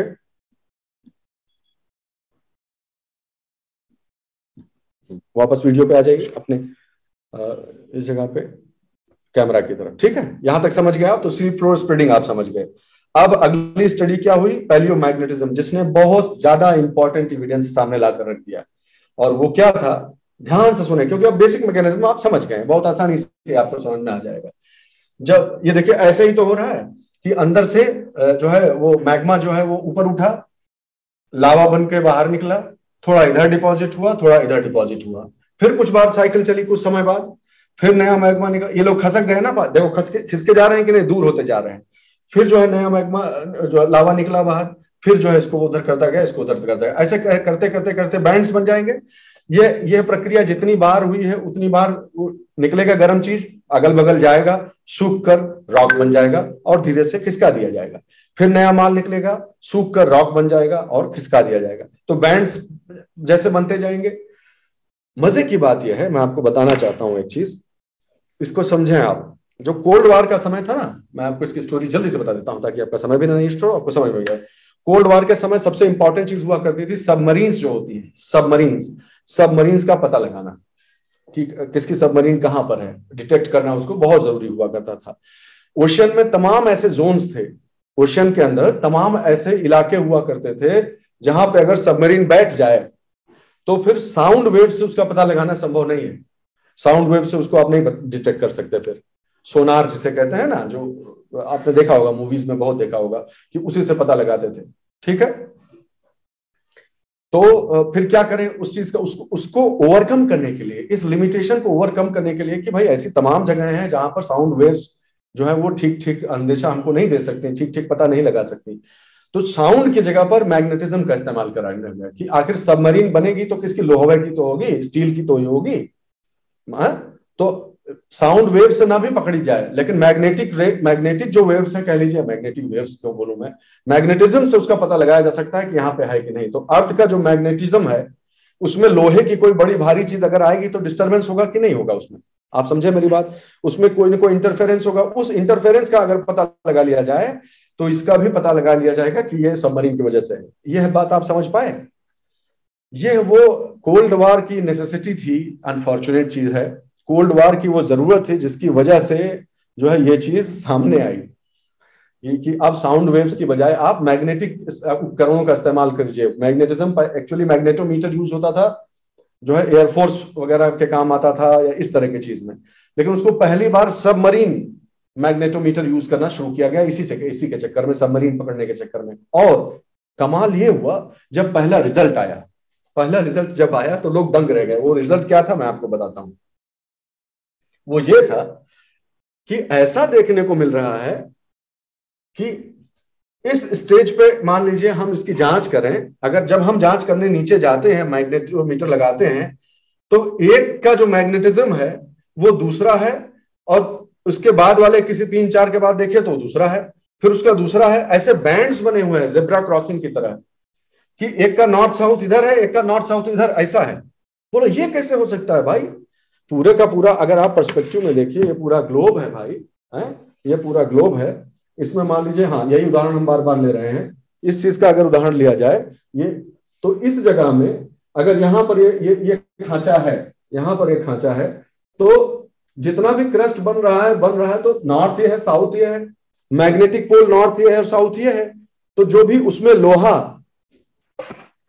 भाई ये सब मैं क्या बोल रहा हूं, आप समझ पा रहे हैं मैं क्या बोल रहा हूं? जो लावा निकलकर उबलकर बाहर ऊपर आ रहा है, लावा जो निकलकर बाहर आ रहा है उसमें भी तो लोहे के कण है ना। तो रॉक में जो जितने भी मैग्नेटिक एलिमेंट्स, मैग्नेटाइट जिसे बोलते हैं, तो रॉक में मैग्नेटाइट होता है। तो मैग्नेटाइट जब बाहर आएगा और सूखेगा तो अपने कणों को वो उसी दिशा में कर लेगा जिस दिशा में उस समय अर्थ का मैग्नेटिक पोल्स होंगे। क्या ये बात समझ में आई? वो अपने आप को वैसे ही अलाइन कर लेंगे और वैसे में फ्रीज हो जाएंगे। जब वो पिघले हुए हैं तो मूव कर सकते हैं, लेकिन जैसे ही अर्थ के मैग्नेटिक इफेक्ट के संपर्क में आएंगे फटाफट सब उसी लाइन में अलाइन हो जाएंगे, north south north south north south, और फिर वैसे ही सूख जाएंगे। तो हमेशा के लिए जो है वैसे ही दफन हो जाएगा, सच जो है वो हमेशा के लिए वहां पर फ्रीज हो जाएगा। Do you understand now?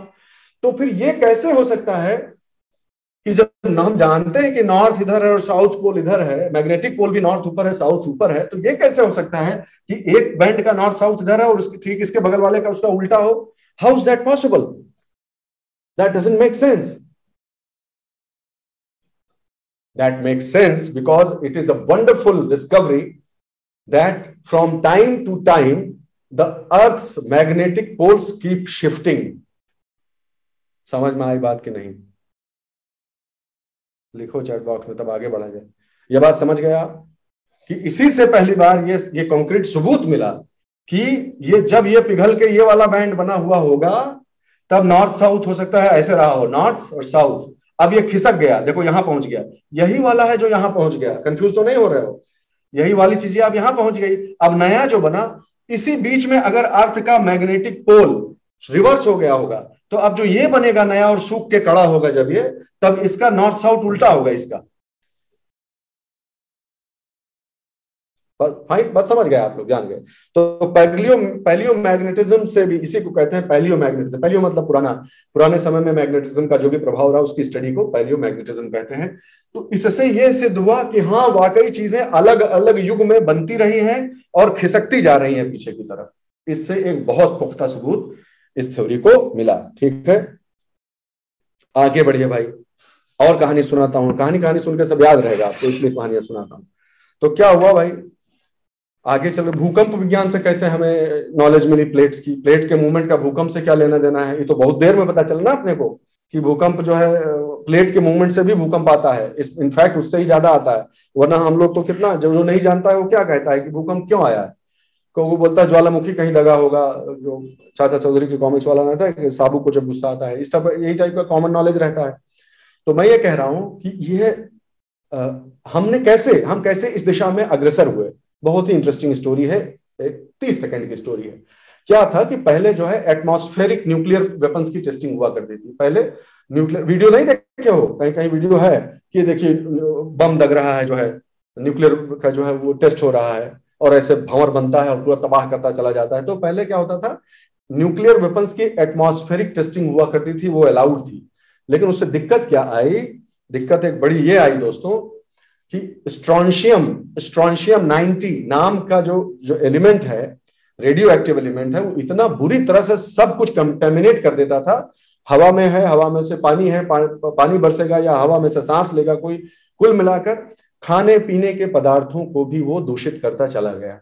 और स्ट्रोंशियम 90 के डिजास्ट्रस इफेक्ट जो है वो दिखने लगे बच्चों में स्पेशली, यानी बच्चों को पिलाया जाने वाला दूध तक संक्रमित हो गया, संक्रमित नहीं प्रदूषित हो गया स्ट्रोंशियम 90 से। तो नॉर्थ अमेरिकन मदर्स यूनियन की एसोसिएशन यूनियन, तो नॉर्थ अमेरिका की जो माएँ थी, मदर्स थी, उन्होंने इस चीज का सख्त विरोध किया कि उसका यूनियन बना। उन्होंने जो है डिमॉन्स्ट्रेशन किया, प्रोटेस्ट किया कि एटमॉस्फेरिक टेस्टिंग नहीं होनी चाहिए न्यूक्लियर वेपन्स की, उससे हमारे बच्चे जो है वो जहर पी रहे हैं, आगे चलकर क्या होगा उनका। अंततः संयोग की बात है कि it turned out to be a success story and they got a ban on this particular process. And पूरे विश्व ने यह तय किया कि अब हम एटमॉस्फेरिक जो है वो टेस्टिंग नहीं करेंगे, अंडरग्राउंड टेस्टिंग करेंगे। अब देखिए कैसे चीजें ट्विस्ट होती हैं। जब अंडरग्राउंड टेस्टिंग का जमाना आया, युग आया कि अब भाई अंडरग्राउंड टेस्ट हुआ करेगा, तो पहले तो पता चल जाता था अमेरिका को रूस के बारे में, रूस को जापान फलाने के बारे में पता चल जाएगा कि ये टेस्ट कर रहा है कि नहीं कर रहा है, क्योंकि सब हवा में है, सब कहीं ना कहीं पता लग जाएगा। लेकिन जब अंडरग्राउंड टेस्टिंग होने लगी तब पता कैसे लगा हुआ है, जासूसी कैसे हो कि ये कर रहा है कि नहीं कर रहा है। तो ये लोग क्या किया, स्पेशली अमेरिका ने क्या किया कि वर्ल्ड ओवर भूकंप को, झटके को नापने वाले यंत्र लगा दिए कि कोई भी टेस्ट करेगा तो झटका तो आएगा ही, उस झटके से हमें इंफॉर्मेशन मिल जाएगी कि ये टेस्ट कर रहा है, तो हम उसी हिसाब से अपनी तैयारी कर लेंगे। तो एक्चुअली ये जासूसी करने के लिए किया गया था, लेकिन उसका सुपरिणाम कह लीजिए ये हुआ, युद्ध और ये सब चीजें तो बहुत ही दुर्भाग्यपूर्ण होती हैं, लेकिन उसका सुपरिणाम ये हुआ कि डेटा इकट्ठा होने लगा। डेटा क्या इकट्ठा होने लगा कि ये भाई न्यूक्लियर वेपन के झटके के लिए जो चीज लगाई गई है वो किसी नॉर्मल भूकंप आने पे भी तो डेटा तो देगा ही ना अपने को कि यहाँ भूकंप आया, यहाँ भूकंप आया, यहाँ झटका लगा। और वही हुआ, धीरे धीरे भूकंप कहाँ आ रहा है, कितना आ रहा है, इसका डेटा इकट्ठा होने लगा और कंपाइल होने लगा, और पता लगा कि ज्यादातर जो भूकंप है वो मार्जिन्स पे आ रहे हैं, प्लेट की बाउंड्रीज पे, मार्जिन्स पे आ रहे हैं ज्यादातर।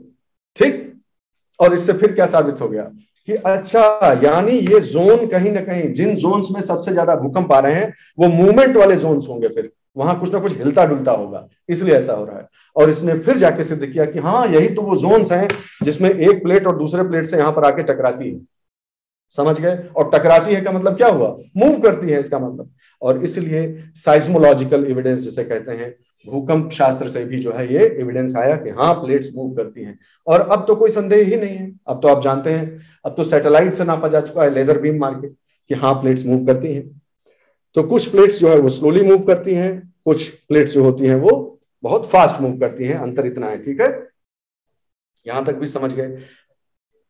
अब अल्फ्रेड विग्नर की थ्योरी को लगभग सर्वमान्यता मिल चुकी थी, अब एक ही प्रश्न रह गया, खैर वो बाद में बताऊंगा। अब सब कुछ ऑब्जर्वेबल, जितना कुछ भी ऑब्जर्वेबल था वो सब इन्वेस्टिगेट हो गया कि हाँ, होता तो है। अब सबसे बड़ा चैलेंज ये था कि ये होने के लिए एनर्जी कहां से आती है। जब तक ये एक्सप्लेन नहीं होगा तब तक कोई भी थ्योरी जो है वो कंप्लीट नहीं मानी जाएगी। आप सब भी एग्री करेंगे कि भाई कोई भी थ्योरी को थ्योरी बनने के लिए सभी पक्षों को जो की व्याख्या कर सके तभी वो थ्योरी सर्वमान्य हो सकती है। तो बिगेस्ट चैलेंज ये था। ठीक है, दिस थ्योरी एक्सप्लेन्स, फाइन, हमको ये नहीं जानना है बहुत ज्यादा डिटेल में, इसमें नहीं जाना है तो आप पीडीएफ से पढ़ लेंगे। मुख्य बात क्या है, कुल मिलाकर यह चेहरा सामने आया कि अच्छा ऐसा हो रहा है, कुछ मेजर प्लेट्स और कुछ minor plates depending upon their size, कि ये प्लेट्स का आइडेंटिफिकेशन हो गया कि ये भाई मेजर प्लेट्स है, 7 मेजर प्लेट्स मानी गई और बहुत सारी छोटी छोटी छोटी माइनर प्लेट्स हो गई, Scotia plate, Nazca plate, this plate, Juan de Fuca plate, इस तरह से प्लेट्स बहुत सारी जो आइडेंटिफाई हो गई कि हाँ, ये लाइंस है और ये प्लेट बाउंड्रीज है, ये दोनों प्लेट्स हैं, ये इधर जा रही है, वो उधर जा रही है, सब देखिए दिया हुआ है कि कौन किधर जा रही है। तो इस वेगनर की हाइपोथेसिस क्या है, आप दोनों में अंतर समझ पा रहे हैं। वेगनर साहब इतना कह पाए थे खाली कि इसके ऊपर, जैसे एग्जांपल मैं आपको कैसे बता दूं, हाँ देखिए, जैसे एग्जांपल देखिए, ऑस्ट्रेलिया का एग्जांपल देखिए, मैं आपको जूम करके दिखा देता हूं। वेगनर साहब ने क्या कहा था कि मुझे ऐसा लगता है कि ये ऑस्ट्रेलिया कभी वहां जुड़ा हुआ था, यही बताया था ना उन्होंने।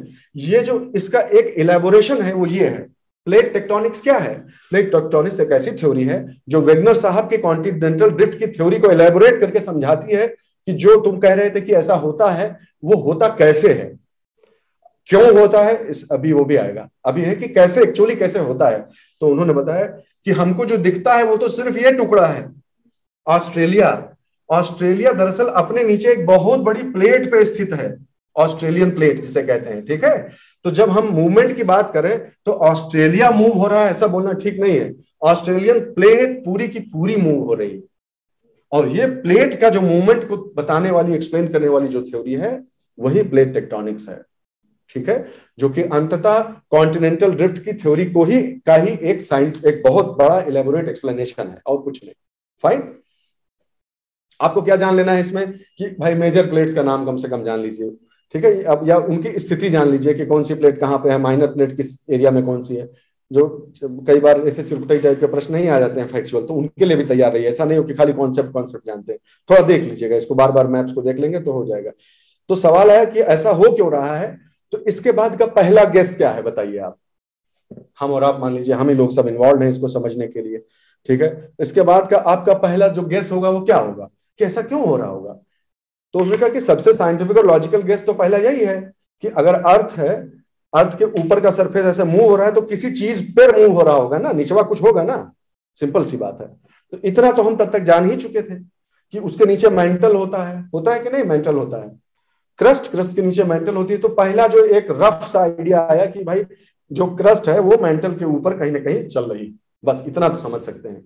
फिर ज्यादा साइंटिफिक और प्रॉपर जो क्लासिफिकेशन हुआ, अगर आपने वो लेक्चर देखा, इसीलिए कहा था मैंने कि वो लेक्चर देख के आना, तो अब आप जानते होंगे कि दरअसल केमिकल कंपोजिशन का क्लासिफिकेशन अलग है, सियाल, सीमा, ये वो सब ऐसा करके।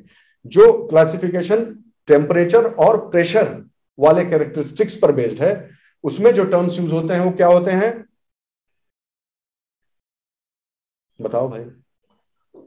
टेम्परेचर और प्रेशर वाले जो क्लासिफिकेशन है ऊपर से नीचे तक, वो क्या कैसे बोलता है, उसमें क्या क्या टर्म्स आते हैं। ट्रोपोस्फेयर नहीं सुने हो, ट्रोपोस्फेयर, मिजोस्फेयर, एक्सोस्फेयर, ये सब सुने होगे ना।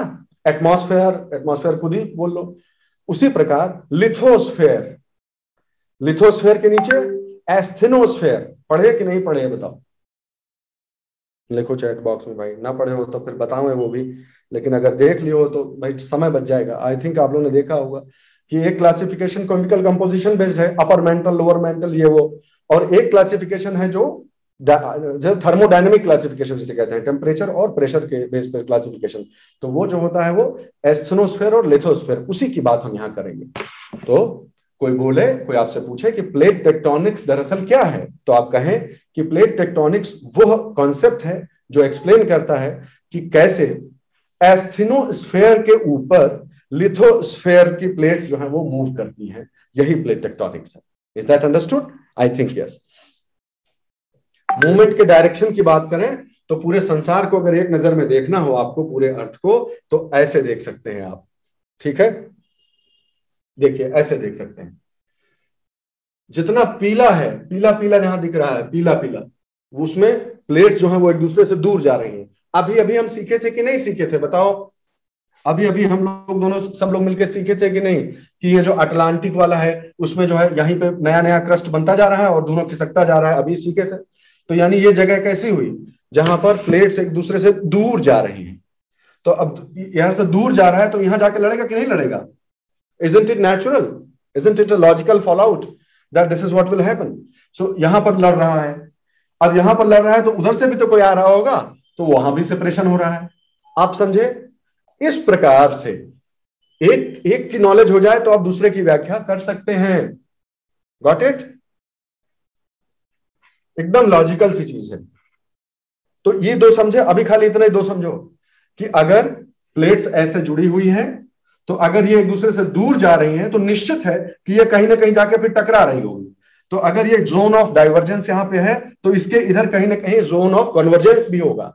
तो दो तरह का चीज तो आप समझ गए कि अगर वहां दूर हो रहा है तो यहां कहीं लड़बो करेगा। तो जोन ऑफ डाइवर्जेंस और जोन ऑफ कन्वर्जेंस समझ गए आप। इसी को ऐसे भी कहा जाता है कि जो है वो डाइवर्जेंट बाउंड्री और कन्वर्जेंट बाउंड्री हो गई। फाइन। तो ये बताओ हमको, यही यही ये बात भी बता दो भाई चलते चलते कि यहां पर निर्माण हो रहा है कि विध्वंस हो रहा है इस जगह पे? फॉर्मेशन है कि डिस्ट्रक्शन है, यानी क्रिएशन है कि डिस्ट्रक्शन? लिखो चैट बॉक्स में। समझ रहे हो, यानी सब लोग समझ रहे हो, बहुत इजी है ना, इसमें कुछ दिमाग लगाना ही नहीं। तो यहाँ पर क्रिएशन हो रहा है क्रस्ट का और दूर जा रहे हैं, तो यहाँ पर क्या होगा, यहाँ पर डिस्ट्रक्शन होना पड़ेगा ना, क्योंकि अभी अभी हमने तय किया था कि ओवरऑल जो है वो कभी भी घटता बढ़ता नहीं है। तो अगर एक तरफ कहीं पर क्रिएशन हो रहा है तो दूसरी तरफ जो है वो डिस्ट्रक्शन भी होता होगा, तभी जो है आइसो जो भी कह लीजिए, तभी बैलेंस जो है उसका मेंटेन रहेगा। तो ये तो समझ गए। अब एक जगह पर ध्यान देना जरा बाबू लोग, सब लोग इस जगह पर जरा ध्यान देना, हमारे साथ बने रहना और ध्यान से देखना जरा कि क्या हो रहा है दोस्त। ये वाली जो प्लेट है यहां से ये दोनों ऐसे खसक रहा है, यहां जा रहा है, यहां जा रहा है, ठीक है, ये खसक रहा है, और इधर वाली प्लेट इधर आ रही है तो इसलिए यहां लड़ जा रहा है, ठीक बात है। लेकिन हम तुमसे पूछ ये रहे हैं कि इस प्लेट और इस प्लेट के बीच क्या हो रहा है। क्या आप इस बात को समझ पा रहे हैं कि ये दोनों आपस में लड़ रहे हैं, हाँ लड़ रहे हैं, सॉरी ये दोनों आपस में एक दूसरे से दूर जा रहे हैं, हाँ भाई सही बात है, ये दोनों एक दूसरे से दूर जा रहे हैं, हाँ सही बात है, ये और ये लड़ रहे हैं, ये और ये लड़ रहे हैं, हाँ सही बात है। लेकिन ये और ये आपस में खाली खसक रहे हैं ना, इसे कंधे से कंधा लड़ाते हुए चले जा रहे हैं ना, आपस में उनमें टक्कर नहीं हो रही है। They are just rubbing each other, they are sliding past each other. Do you understand this? हाँ सही बात है। तो यानी ये क्या बहुत रॉकेट साइंस है जो मैं आपको बता रहा हूं? ये कॉमन सेंस की बात नहीं है कि अगर यह बात स्वीकार कर ली जाए कि प्लेट्स में मूवमेंट होता है तो ये तीन तरह के मूवमेंट होंगे कि नहीं होंगे। कुछ प्लेट्स आपस में लड़ रही होंगी, कुछ प्लेट्स आपस में दूर जा रही होंगी, और जहां दूर जा रही होंगी का क्या मतलब है, सब प्लेट्स थोड़े एक दूसरे से लड़ सकती हैं। कुछ प्लेट्स ऐसी भी होंगी जो एक दूसरे से स्लाइड कर जा रही है खाली। तो तीन तरह के जोन्स बनेंगे, divergent plate boundaries, convergent plate boundaries, और जो सिर्फ बदलाव आ रहा है जिनमें न कहीं कुछ बन रहा है न कहीं कुछ विध्वंस हो रहा है, सिर्फ थोड़ा सा बदलाव, ट्रांसफॉर्मेशन हो रहा है खाली, उनको ट्रांसफॉर्म बाउंड्रीज कहा जाता है। तीन तरह की बाउंड्रीज अभी हम आगे हम देखेंगे, डोंट वरी। ठीक है भाई, यहां समझ गए। देखिए आपके सामने चित्र के साफ साफ देख लीजिए, इसको और अच्छे से समझ लें आप। ये देखिए, अगर डाइवर्जेंट बाउंड्री की बात की जाए तो बिल्कुल सही बात है, नीचे से निकलेगा मसाला, वही मसाला इनको इस क्रस्ट का फॉर्मेशन करेगा, क्रिएशन करेगा, और एक दूसरे से दूर होते जाएंगे।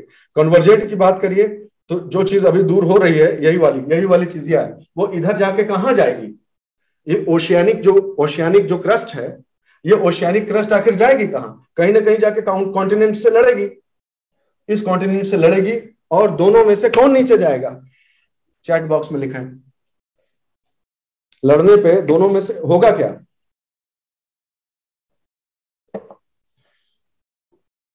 खोपड़ी फुटअव्वल होगी, या एक नीचे चला जाएगा एक उसके ऊपर रह जाएगा। बस आप लोग लिख ही रहे हैं, बढ़िया। न्यू और ओल्ड की बात नहीं है रमाकांत, न्यू और ओल्ड का बात ही नहीं है। बात सिंपल सी है कि वही सिद्धांत अपना जो बाकी सब लोग लिख ही रहे हैं, डेंसिटी पर डिपेंड करता है ना। ये जो ऐसे ऐसे लड़ रहा है तो जो भारी होगा वो नीचे नहीं बैठ जाएगा, सिंपल। जो भारी होगा वो, जो डेंस होगा वो नीचे बैठ जाएगा, बहुत आसान। तो जो डेंस, दोनों में से जो भी डेंस होगा, और ये कोई कहने की बात है कि दोनों में से कौन डेंस होगा, ये हम क्यों कह रहे हैं जरा बताओ, इतना कॉन्फिडेंस से कैसे कह रहे हैं हम? क्या हमने आपको पहले पढ़ाया हुआ है, या आप लॉजिक से बता सकते हैं कि ओशियानिक प्लेट और कॉन्टिनेंटल प्लेट में से कौन सी ज्यादा डेंस होगी? आप बताइए ना कैसे। इसको मैं टाइम दूंगा थोड़ा, कोई बात नहीं, थोड़ा टाइम वेस्ट हो जाने दो, but I want your opinion on this. और फिर इसी के साथ हम इसको खत्म कर देंगे, इस लेक्चर को। जल्दी बताओ ताकि आपका बहुत समय नष्ट हो जाए। आपका कल क्लास नहीं हो पाया था मेरे चक्कर में, दूसरा वाला। कैसे आप जानते हैं, नहीं कैसे आप जानते हैं कि दोनों में से कौन सा डेंस होगा? सिंपल सा बात है, लॉजिक भाई, सिंपल ऑब्जर्वेशनल लॉजिक बताइए। कौन है जो ऊपर है, कौन है जो नीचे दबा हुआ है? मेंटल है नीचे, कहो हाँ। ये मानते हो कि नहीं? रुको हम दिखा देते हैं तुम्हें। भाई चीजों को लॉजिकली रिड्यूस करना सीखो, नहीं तो ऐसे ही रह जाओगे बस कि रट लोगे और पढ़ लिख लोगे, और पढ़े लिखे के नाम पे खाली रटी हो। ये मानते हो कि नहीं मानते हो? ये बताओ। ये स्ट्रक्चर से तुम इत्तेफाक रखते हो कि ये मेंटल है, ये मेंटल है, या एस्थेनोस्फेयर है, ठीक है, मेंटल है। इसके जो डेंस होगा वो इसके ज्यादा अंदर घुसा हुआ होगा, और जो लाइट होगा वो थोड़ा ऊपर तैर रहा होगा। ये बात सही है कि नहीं? पानी का नहीं बात कर रहे हैं, गड़बड़ाना मत, पानी की बात नहीं कर रहे हैं। मेंटल और उसके ऊपर की जो क्रस्ट है उसकी बात कर रहे हैं, ये वाला क्रस्ट की बात कर रहे हैं। तो ओशियन की क्रस्ट नीचे दबी हुई है ज्यादा, या कॉन्टिनेंट की क्रस्ट नीचे ज्यादा दबी हुई है? कौन तैर रहा है ऊपर, हवा में कौन उठा हुआ है?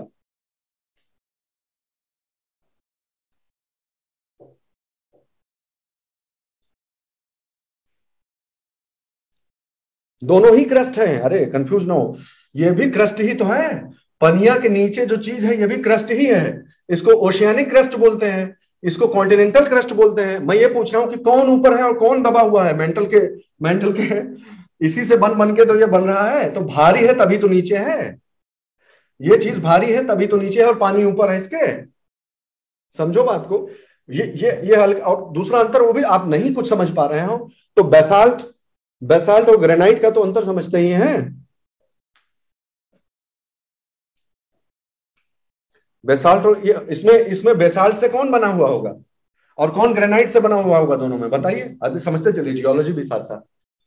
बेसाल्टिक कौन होगा?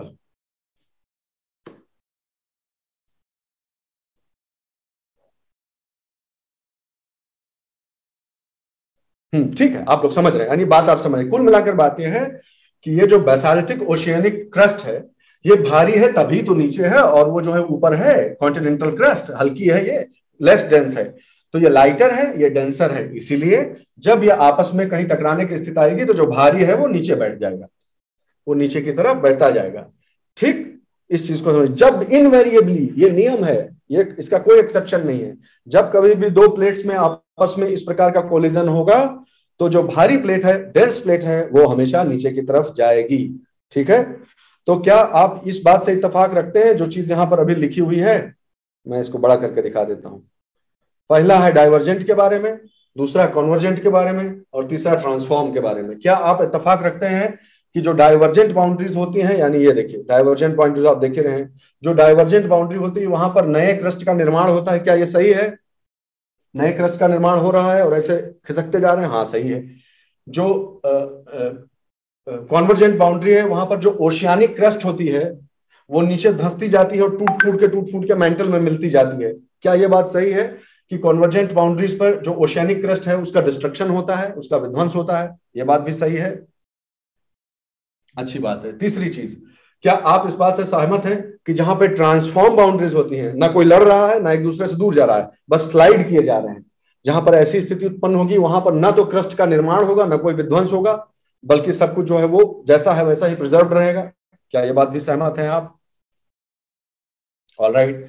दूसरा पॉइंट, क्या आप समझते हैं कि जो लिथोस्फेयर है उसकी जो थिकनेस है बहुत सामान्य सी बात नहीं है। देखो ये पीला वाला जो गहरा भूरा सा रंग है, ये वाला हल्का भूरा रंग, ये तो गहरा भूरा रंग हो गया, मेंटल हो गई।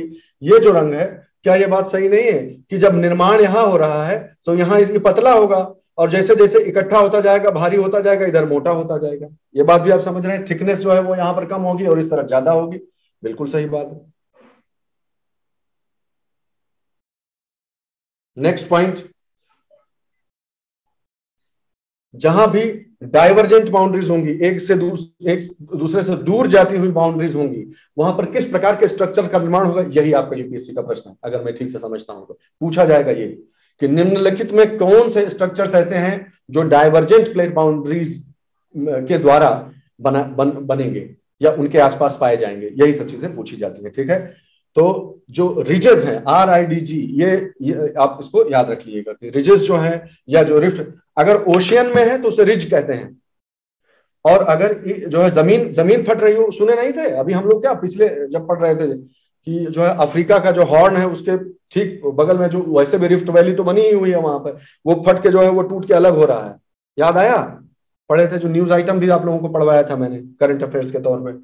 तो जहां भी रेड सी, खुद ही रेड सी, अब समय की कमी है, ये मैं आपको डिमॉन्स्ट्रेट कर दूंगा, मैं नहीं चाहता कि आज भी आपका सेकंड क्लास नहीं हो पाए। आप इसको देखिएगा मैप में, ये आपका होमवर्क है कि ईस्टर्न अफ्रीकन रिफ्ट वैली जो, तो लैंड पे, जमीन पे दोनों एक दूसरे से दूर जा रहे हैं तो रिफ्ट वैली बन रही है, और ओशियन में हो रहा है तो उसे रिज कहते हैं, रिज बन रही है। एक चीज चैट बॉक्स में आंसर लिखिए कि लॉन्गेस्ट माउंटेन सीरीज क्या है, अर्थ की लॉन्गेस्ट माउंटेन सीरीज कौन सी है? क्वेश्चन को ध्यान से सुनिएगा, लॉन्गेस्ट माउंटेन सीरीज, हाईएस्ट नहीं पूछ रहा हूं।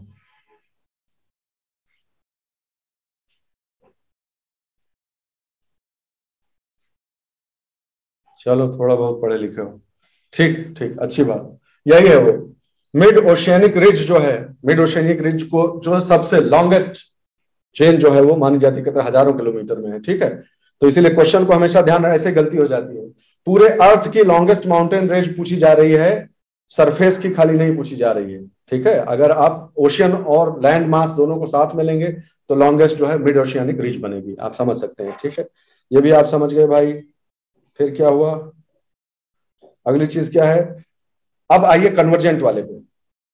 कन्वर्जेंट जब बाउंड्रीज होती हैं दोस्तों, जब बाउंड्रीज कन्वर्ज कर रही होती है, जो अभी आपको दिखाया था कि एक प्लेट जो भारी प्लेट है वो हल्के वाले के नीचे घुसती जाती है, तो ये देखो ये जो इलाका बन रहा है ना, ये जो इलाका बन रहा है, ये मैं आपको दिखा के फिर क्लास खत्म करता हूँ, ये जरूरी है देखना आपका, तो मैं शेयर कर देता हूं एक बार।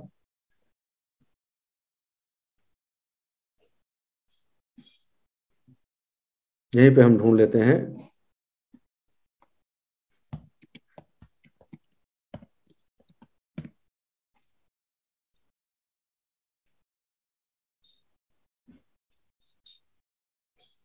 देख रहे हैं आप, अगर आप देख पा रहे होंगे तो इसको भी छोड़ दीजिए, मैं यहां दिखाता हूं आपको, ये देखिए, ये जो इलाका है, जो एकदम सेंटर में आपको एक डार्क डार्क ब्लू लाइन जो दिख रही है, आप देख रहे हैं ये, यही ये जोन है। ये जो जोन दिख रहा है, ये जोन इस समय आपके स्क्रीन के सामने है। क्या स्क्रीन शेयरिंग हो पा रही है कि नहीं, आप बताइएगा भाई, आप लोग देख पा रहे हैं कि नहीं? चैटवा कहाँ गया? हाँ, है ना, देख रहे हैं ना, ये जो पूरी ब्लू लाइन ऐसे चली आ रही है, दो प्लेट जहां पे मिल रही है, तो एक प्लेट ओशियानिक जो प्लेट है वो कॉन्टिनेंटल प्लेट के नीचे यहां पे जा रही है। तो जब कन्वर्जेंट बाउंड्रीज जहां जहां होंगी वहां वहां पर इसी तरह का डीप ब्लू आपको मैप में ऊपर से दिखाई पड़ेगा। यही लाइंस जो होती हैं, ये आप वही ले लीजिए जो पैसिफिक ओशन के चारों ओर देखिए, है ना। तो जहां पर भी कन्वर्जेंट बाउंड्रीज होंगी वहां पर यही स्थिति होगी कि ऐसे आएगी और जैसे इसको मोड़ेगी धसाएगी तो यहाँ गड़ा ही तो बनेगा। देखो यहाँ एक तो खंता नहीं बन जाएगा, अरे क्या बोल रहे हैं अब इसको हिंदी में, हाँ ठीक है, जो भी ट्रेंच बन जाएगी, ठीक है, ट्रेंच बन जाएगा उसमें। ठीक है, ये जो ट्रेंचेस होती है बहुत गहरी गहरी ट्रेंच, मैरियाना ट्रेंच आप सब जानते हैं, कहने के बाद माउंट एवरेस्ट भी फिट हो जाए उसके बाद भी जगह बचेगा।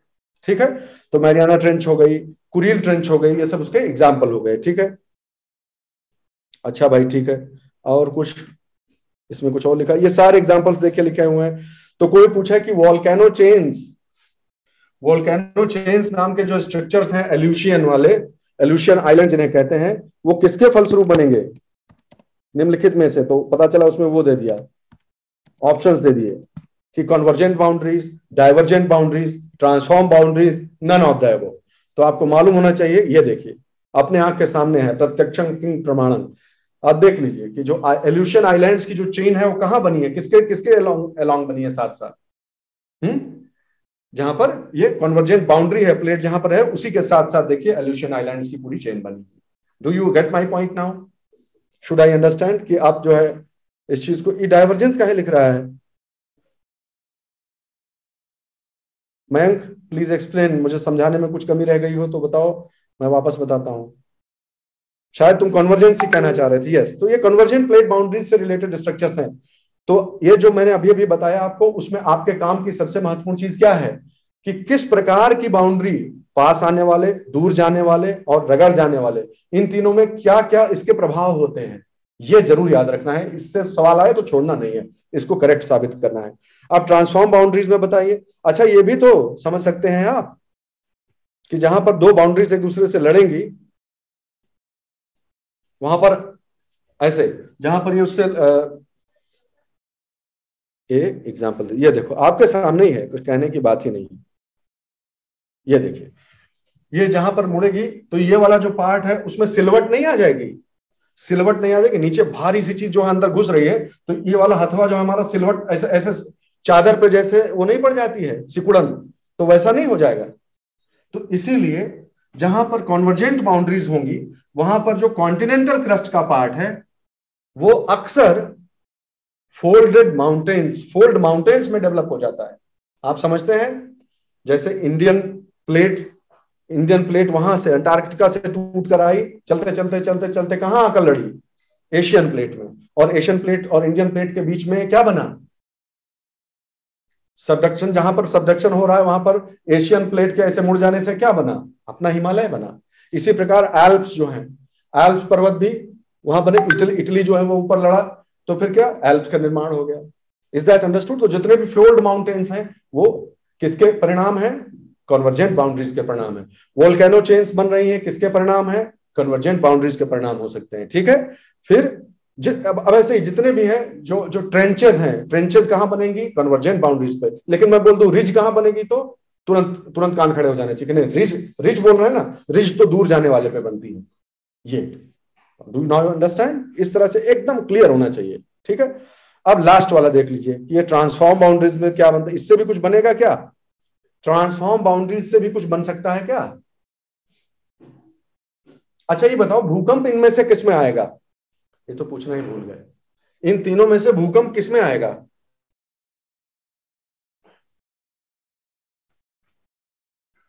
ये तो बहुत आराम आराम से हो रहा है, धीरे धीरे बन रहा है, धीरे धीरे खिसक रहा है, धीरे धीरे बन रहा है, धीरे धीरे खिसक रहा है ना, दूर जा रहा है। तो टकराव की तो कोई स्थिति यहां है नहीं। तो यहां पर जो जो अगर कोई टेक्टोनिक मूवमेंट होता भी है तो वो अर्थक्वेक जैसा होने की संभावना कम है। समझते हो, एग्री करते हो सब लोग? सबसे बड़ा दिक्कत किसमें है? यहां तो टकराव ही हो रहा है। तो अगर आप ध्यान सुने इस बात को, और आपको एक बढ़िया इंटरेस्टिंग होमवर्क भी दूंगा, और अभी दिखाता भी हूं, अगर अगर इसमें मिल गया, वही लास्ट अपना पॉइंट होगा। ये देखिए, दो बाउंड, जो ये कॉन्टिनेंटल क्रस्ट इसको मानिए, हाँ इस तरफ है ना, इसको कॉन्टिनेंटल क्रस्ट मानिए, इसको ओशियानिक मानिए। ये आके लड़ी और अंदर घुसना शुरू हुई, ऐसे ऐसे सबडक्ट होना शुरू हुई, और ये मुड़ता गया, ये फोल्ड माउंटेन बन गया। ठीक, समझ रहे हैं? ये अंदर चला। लेकिन मान लो बहुत स्मूथली हो जाए तो बहुत अच्छी बात है भाई, बहुत हल्के फुल्के झटके में काम हो जाए। लेकिन कहीं जाके अटक गया, लॉक हो गया, अब प्रेशर बिल्डअप होता जा रहा है, होता जा रहा है, होता जा रहा है, एकदम से रिलीज हुआ प्रेशर, एकदम से अगर रिलीज होगा तो तबाही आ जाएगी। तो जो स्ट्रॉन्ग, जो हाईएस्ट मोस्ट इंटेंस अर्थक्वेक्स आएंगे वो कहां आएंगे? अगर ये कहीं लॉक हो गया, कहीं कुछ फंसा, तो फिर गया। चुपचाप धीरे धीरे धीरे होता रहे समय समय पर, बहुत अच्छी बात है।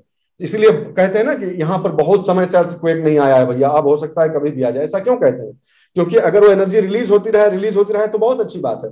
अगर फंस गया कहीं तो फिर वो किसी न किसी दिन तबाही मचा देगा। समझ गए बात? पहले एक और बता देता हूं, तब आपको मैप दिखाता हूं जो मैं दिखाना चाह रहा हूं। ट्रांसफॉर्म बाउंड्रीज में क्या होगा? ये जो ट्रांसफॉर्म बाउंड्रीज हैं, जो साइड में चली जाती हैं, कोई अर्थक्वेक आएगा?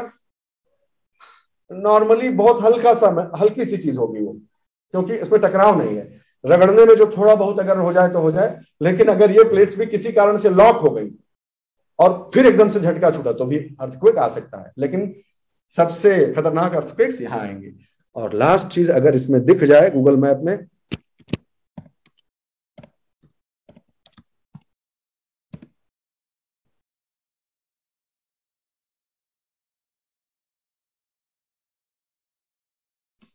अरे नहीं नहीं भाई, कोचिंग का नाम नहीं चाहिए, एरेस्टोथेनीज माउंटेन की बात कर रहे हैं।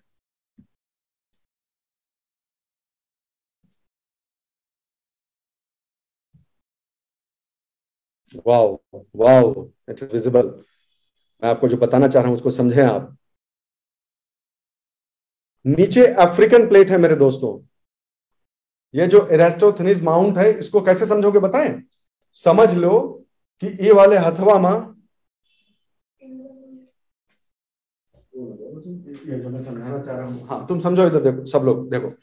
ये वाला ओशियानिक प्लेट है, अभी तक हम यही उदाहरण लेते आए हैं। और ये जो मेरा हाथ है वो कॉन्टिनेंटल प्लेट है। ओशियानिक प्लेट कॉन्टिनेंटल प्लेट के नीचे जा रही है, सब कुछ स्मूथ है भाई, सब कुछ स्मूथ है, चला जा रहा है भाई। लेकिन फर्ज करो कि हम खूंटा गाड़, इसमें खूंटा गाड़ दिया जाए, ऐसे कोई खूंटा गाड़ दे इसमें, इस वाली प्लेट में जो नीचे जा रही है, तो एक समय आएगा कि नहीं कि ये खूंटवा इसमें टकरा जाएगा, ये खूंटा इसके मार्ग को अवरुद्ध कर देगा, तो सबडक्शन जो है वो रुक जाएगा, और सबडक्शन के बजाय कोलिजन होने लगेगा। कोलिजन, आपस में उसी प्लेन में, उसी सरफेस पे टकराने की स्थिति आ जाएगी। ये जो खूंटा है, ये एरेस्टोथेनीज सी माउंट है।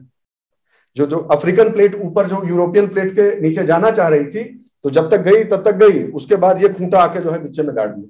इसीलिए पूरी टोपोग्राफी देखिए कैसे मुड़ती जा रही। खुटवा को छोड़ के, ये वाला खुटवा जहां पे गड़ा हुआ है, इसको छोड़ के अगल बगल वाला देखे जा रहा है, लेकिन खूंटा जो है वो आप खुद देख लीजिए कैसे बेंड्स पड़ रहे हैं।